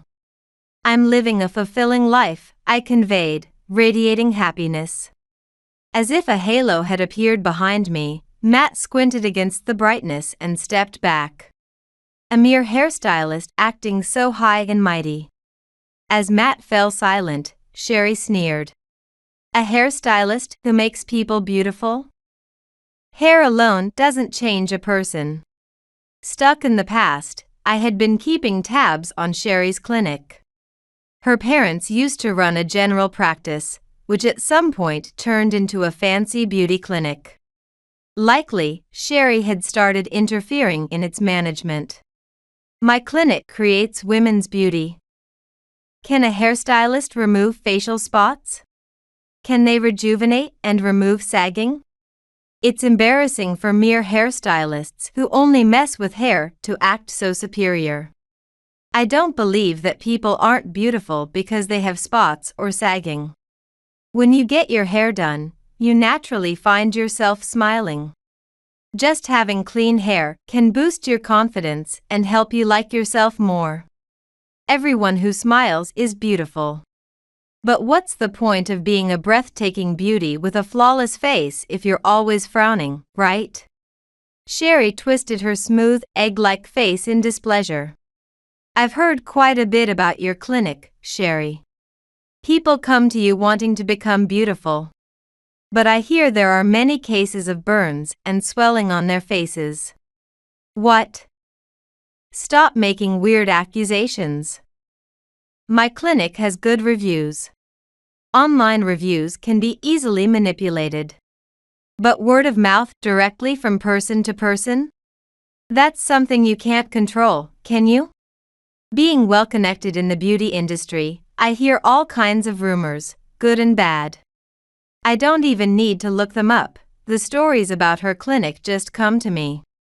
They say when someone goes to you to remove a single spot, you push them to treat other spots, pores, and sagging that they didn't ask for, right? I'm just trying to make them as beautiful as possible. And you also forcefully push products they don't need for home care, right? I'm just recommending good products. Sherry raised her voice in irritation. The hard sell tactics in a confined private room must be terrifying for the patients. I heard that even when patients clearly suffer burns from the treatments, you tell them it'll heal over time without proper care. I don't know anything about that. I'm not a doctor. It's my father's clinic, so it's none of my business. Indeed, she's not a doctor. That's strange. I've heard stories about the clinic's daughter. A reputedly skilled and beautiful doctor, performing procedures. Sherry opened her mouth with a smug look. Patients would rather have a beautiful woman like me handle their treatment than an old doctor. It's a beauty clinic, after all. Looks are everything. And you pretend to be a doctor? That's an exaggeration. I don't use any knives, it's safe. Lasers and injections are easy enough for anyone to do. Her attitude towards upselling, mishandling procedures, and even impersonating a doctor is chilling. I thought rumors might be exaggerated, but I can't believe they're actually true. I took out my phone from my pocket and said calmly, I'm making a report. Pretending to be a doctor and performing medical procedures without a license is a crime. Sherry gritted her teeth in displeasure. The one to stop me was Matt. A report? To the police? Come on, don't do that. Sherry seems numb to the reality, but Matt is different. He seems aware that they are committing illegal acts. What will happen to our clinic if you report us? Don't be vindictive just because I dumped you. It's not about our past, Matt. It's because I've now confirmed that there is a real problem with the clinic. When Matt realized I was serious, he quickly changed his tune. To be honest, I've been fed up with Sherry's way of doing things. She's too selfish, using her status as a doctor's daughter. I'm breaking up with her, it has nothing to do with me anymore. Go ahead and report. Meeting Angela again made me realize how awful Sherry is.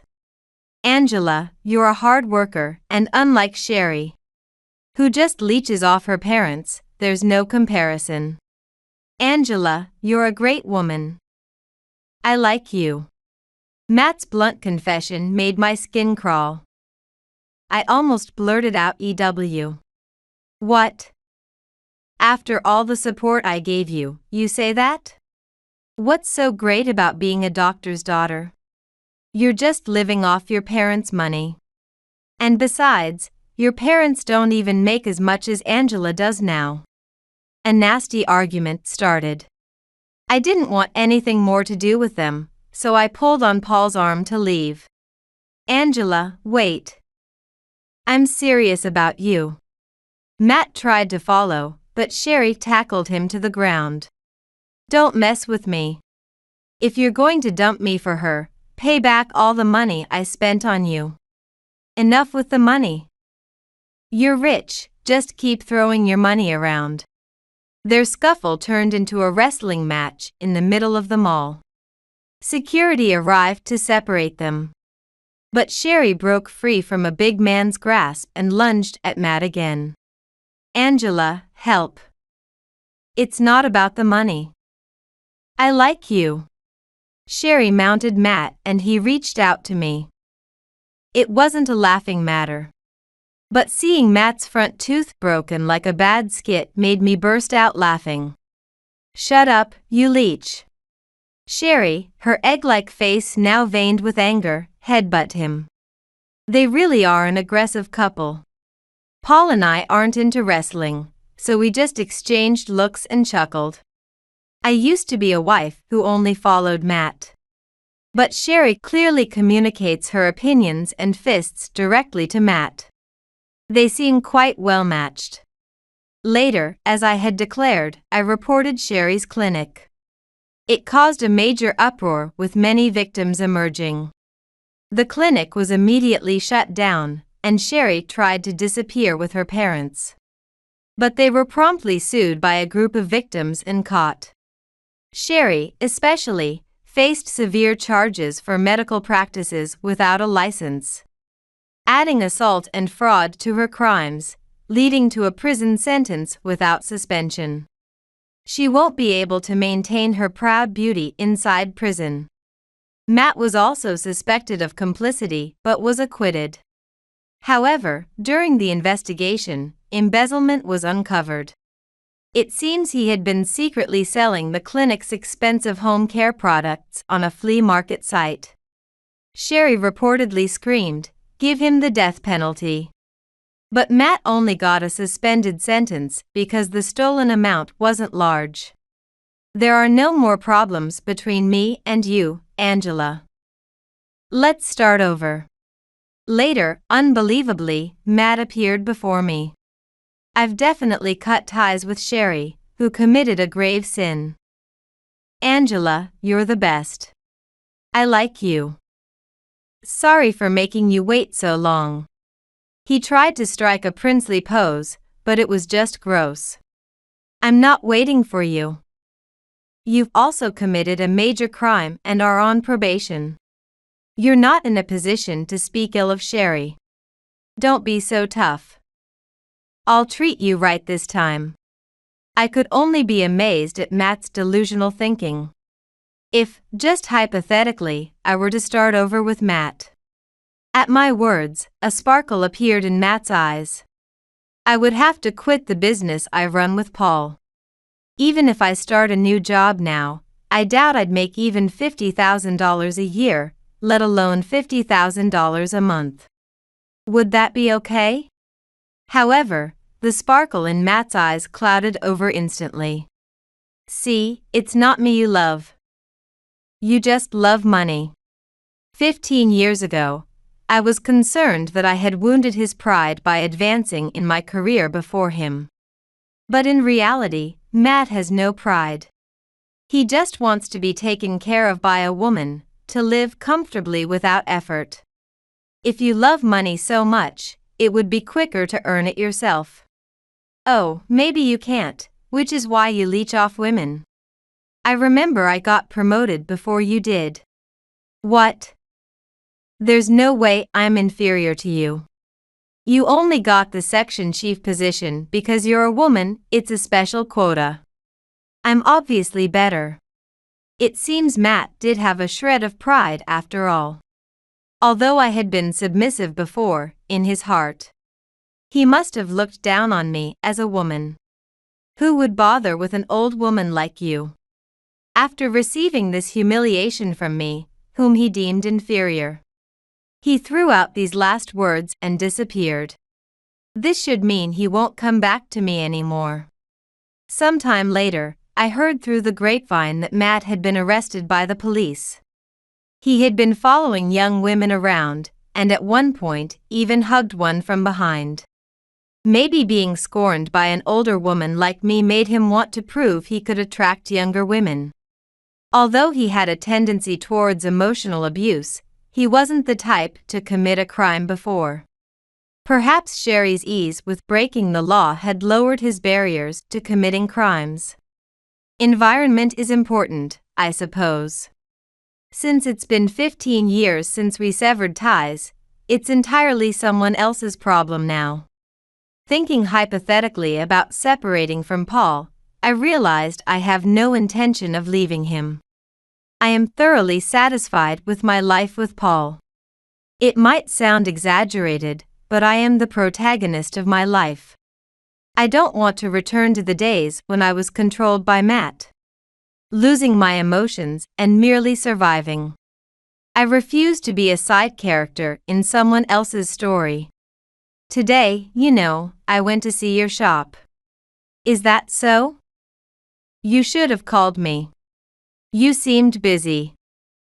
More importantly, the customers coming out of the shop were all smiles, constantly touching their silky hair. I suddenly remembered the first time Paul cut my hair. I was truly happy then. Holding on to that joy, I always pick up my scissors. I'm glad I became a hairstylist. What happened to you? Paul looked surprised but showed a smile. I look forward to seeing many more smiles tomorrow.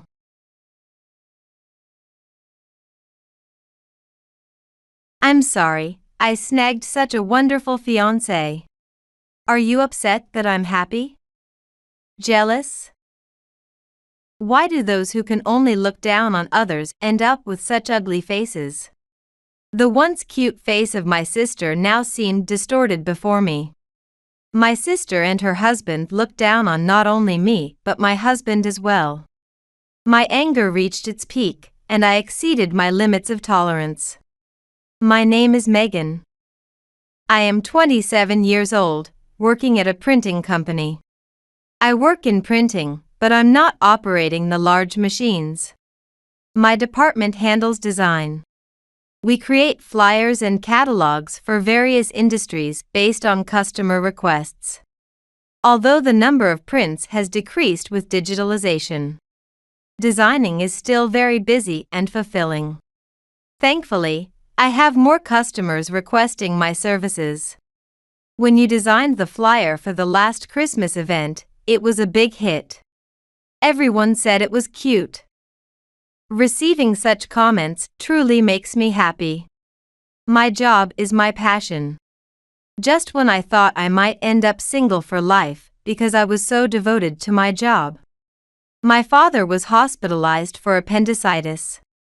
When I went to visit him, a young doctor named Howard, who is now my boyfriend and recently became my fiancé, approached me saying, "Hello.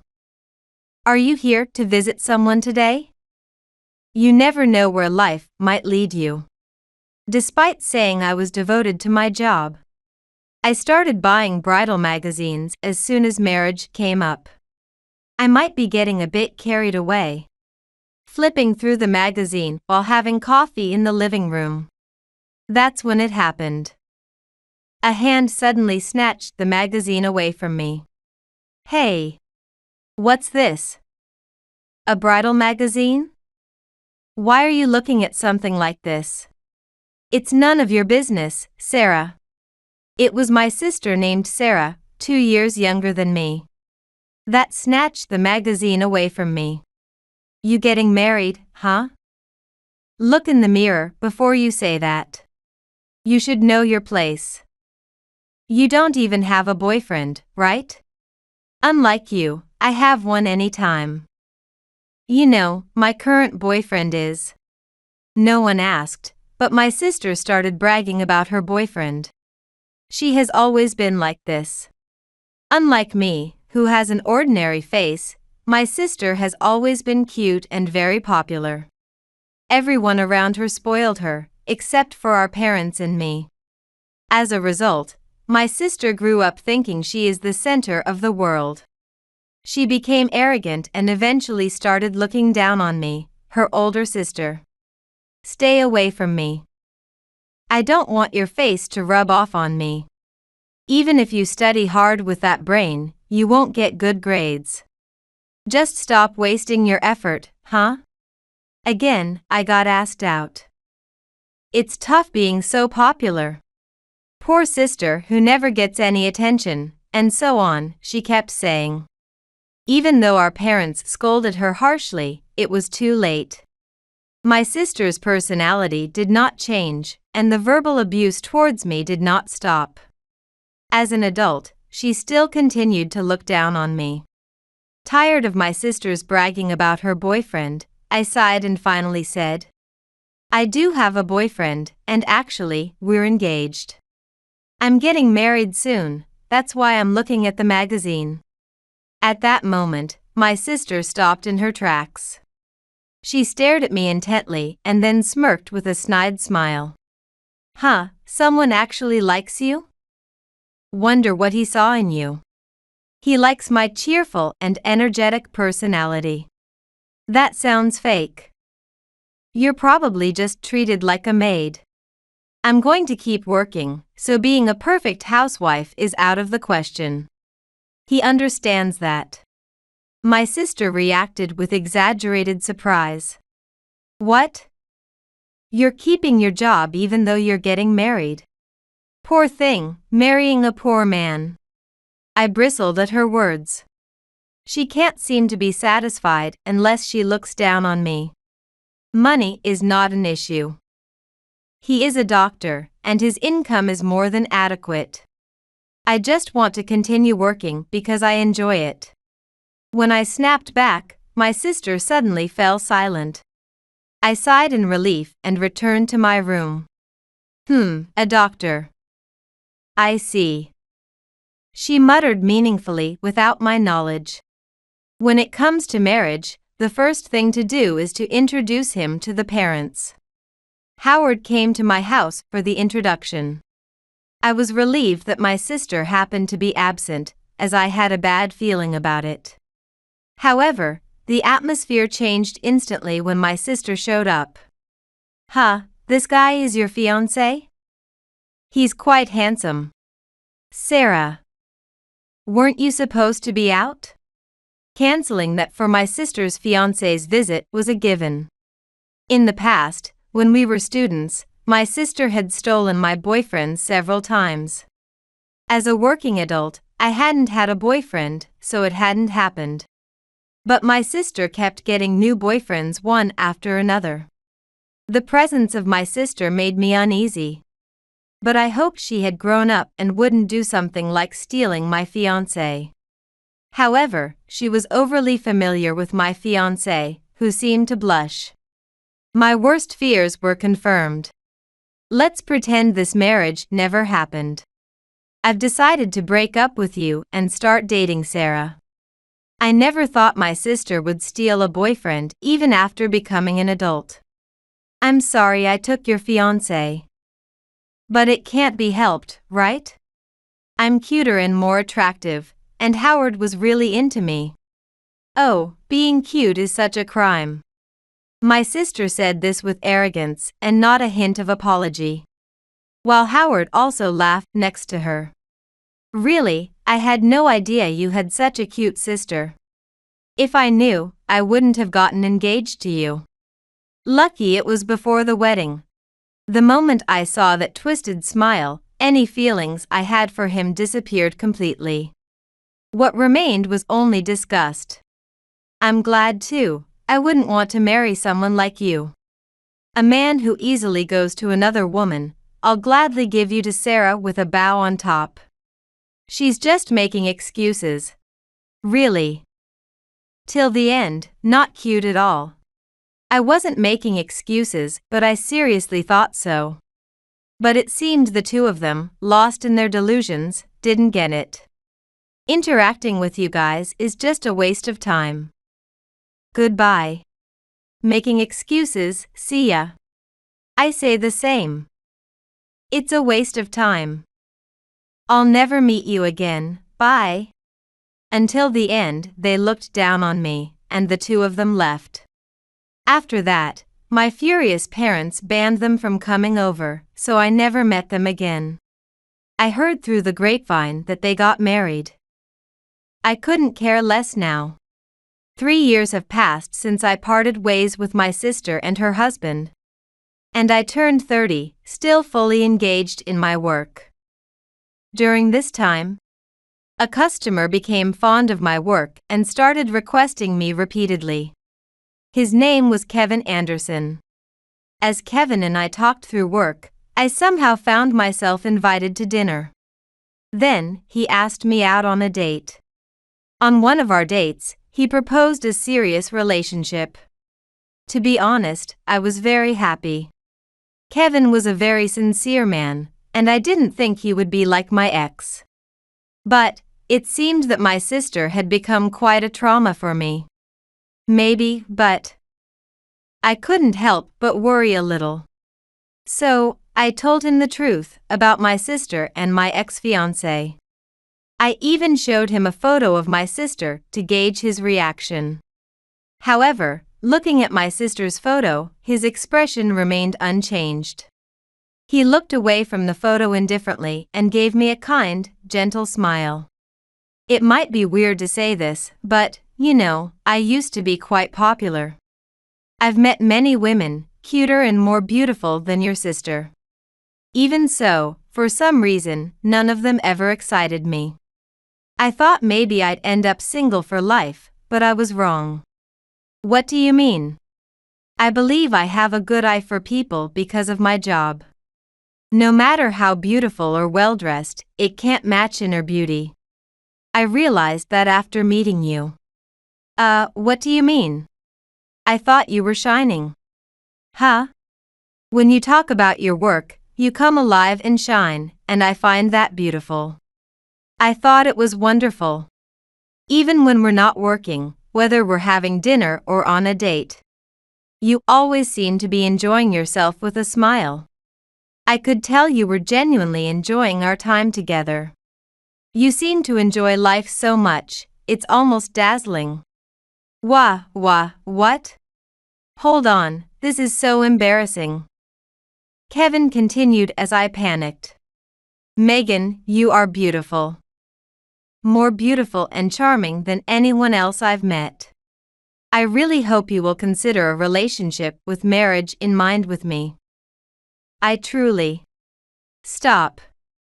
That's enough, it's too embarrassing. My face turned bright red as I stopped him, but Kevin's words didn't cease. Eventually, I agreed to the relationship, and his flattering words continued for a while. Oh, so embarrassing. A year later, Kevin and I got married, and we became husband and wife. Married life was going smoothly, and I felt we became even closer than before. We both did household chores when we could. My husband, having lived alone for a long time, might be even better at domestic tasks than me.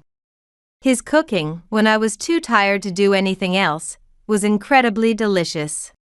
We often went out together on days off. One holiday, Kevin said he wanted to look at some furniture, so we went out.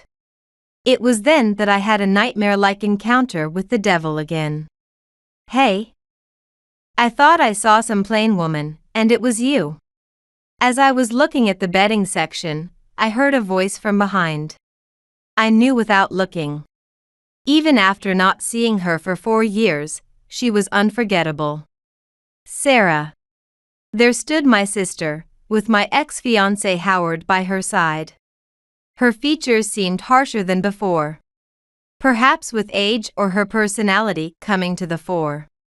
Howard, standing beside her, was grinning, though he seemed thinner. Fancy meeting you here. What are you doing? Nothing special. Just looking at furniture. This place has a lot of expensive imports, you know? It's not somewhere for someone like you.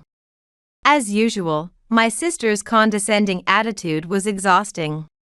Howard nodded in agreement. Exactly. If people like you come here, it'll lower the store's class.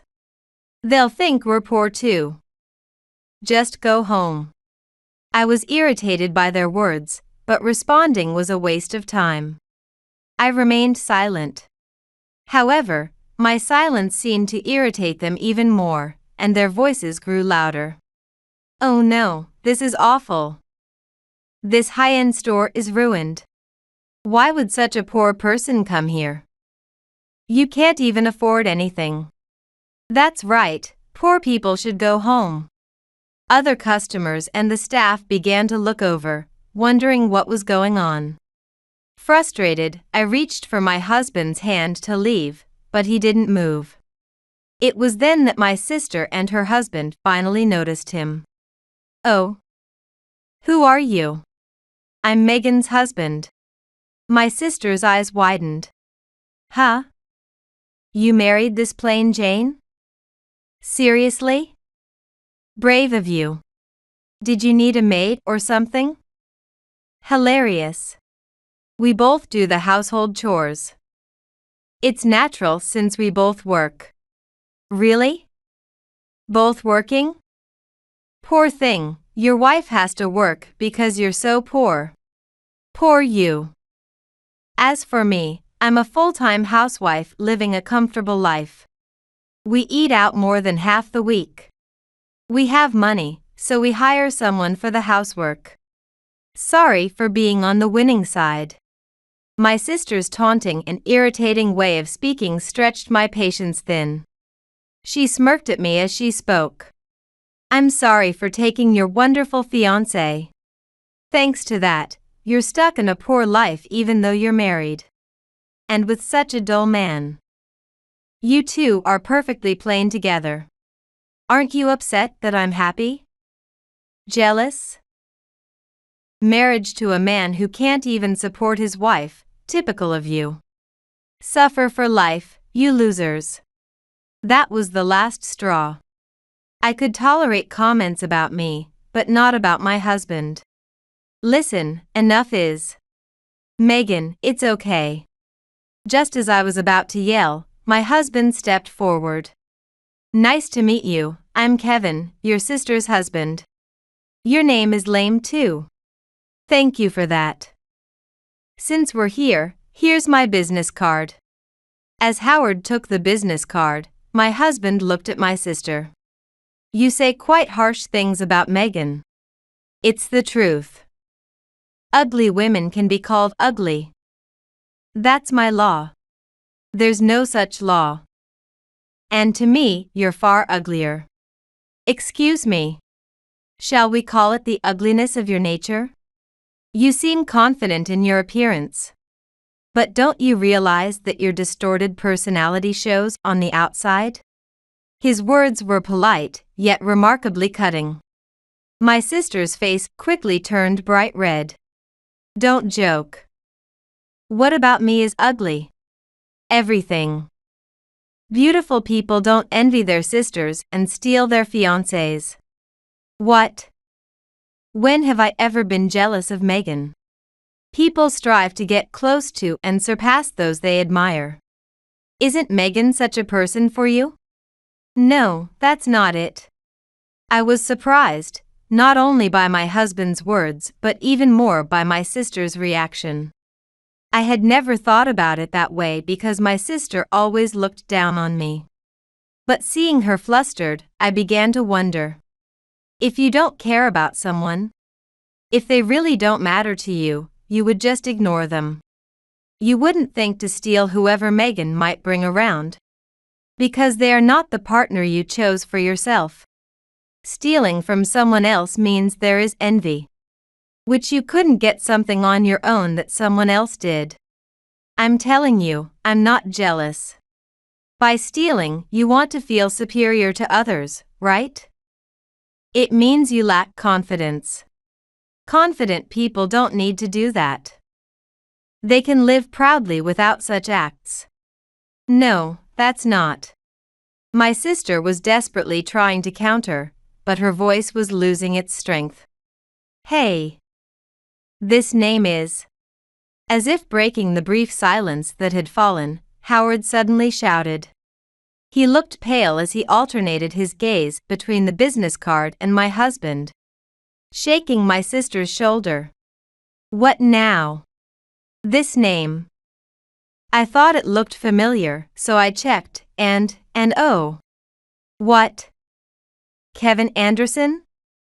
What about it? The name of the hospital where I work. Huh? The hospital? Oh, right, Anderson Medical Corporation, The chairman and chief physician, Dr. Anderson. Kevin is his son. Huh, what? What? It's a common surname, it could be someone else. I've seen him at the hospital a few times with the chairman, so it's definitely him. It was from a distance, so I didn't remember well, but I thought he looked familiar. If he's the son, he must be a doctor, right? What does that business card say? The company name? Oh. Not all doctors' sons have to become doctors. Besides, this company. It's a very famous pharmaceutical company. I heard the grandfather was getting old and passed it on to his grandson. Indeed. I'm that grandson. As the flustered couple faced him, my husband smiled slightly. What the? Oh no. As my sister screamed almost like a wail, and Howard seemed about to collapse. My husband calmly informed them. I met Megan through my work, which I was doing until I took over my grandfather's duties. I had heard about her sister, but this is beyond what I imagined. That. Struggling for words, my sister turned to Howard. The work of helping people requires compassion. Yet, you not only lack compassion, but you belittle and mock others. Who would want to be saved by such a doctor? That's a misunderstanding. Howard tried to defend himself, his face pale, but my husband's eyes flashed as he said, "No excuses. I'll talk to my father about you. Await your fate." No way. As Howard slumped, defeated, my sister remained stunned. Turning our backs on them, we left the scene. I was sure we would never meet them again. I walked on without looking back, feeling this in my heart. What happened afterward? Though Howard was not fired, he faced a significant pay cut and was removed from his responsible positions. Apparently, his haughty attitude towards others had been consistent, even extending to his patients, leading to his inevitable downfall. He was essentially on pins and needles and eventually left, as if fleeing. Hospital communities spread the word. And he struggled to find new employment, leading to a difficult unemployed life. As for my sister, it turned out she had been reckless with money. And despite a high salary, they were living in dire straits. That's why Howard had lost weight. It wasn't just weight loss, he looked gaunt. After Howard's pay cut, my sister quickly gave up on him and divorced him. If Howard was no good, she would find another man. That seemed to be her thinking, but it didn't work out that way. My husband had mentioned, and I had noticed at the reunion, that my once cute younger sister's face had become harsh. Perhaps her true nature was showing through. Maybe that's why her popularity had waned. "No one will date me," she complained to our parents in tears. According to her, "I'm so cute, why won't anyone dote on me?" And even that woman snagged a good man. "I have to surpass her," she apparently said. That woman must be me. I guess the "I have to surpass her" is her country's law. My husband had said that my sister actually admired me, and maybe that was true. But that doesn't mean I can forgive her actions. In the end, without support from the home she had fled to, my sister was turned away as she got her just desserts and disappeared into the night. Her whereabouts are unknown. I'll probably never hear my sister's name again. Meanwhile, freed from the curse of my sister and her husband, I continued to live a peaceful life. A serene marriage, a passionate career, and fulfilling days. And soon, we will become a family of 3. Staring at the computer monitor, I gently stroked my growing belly.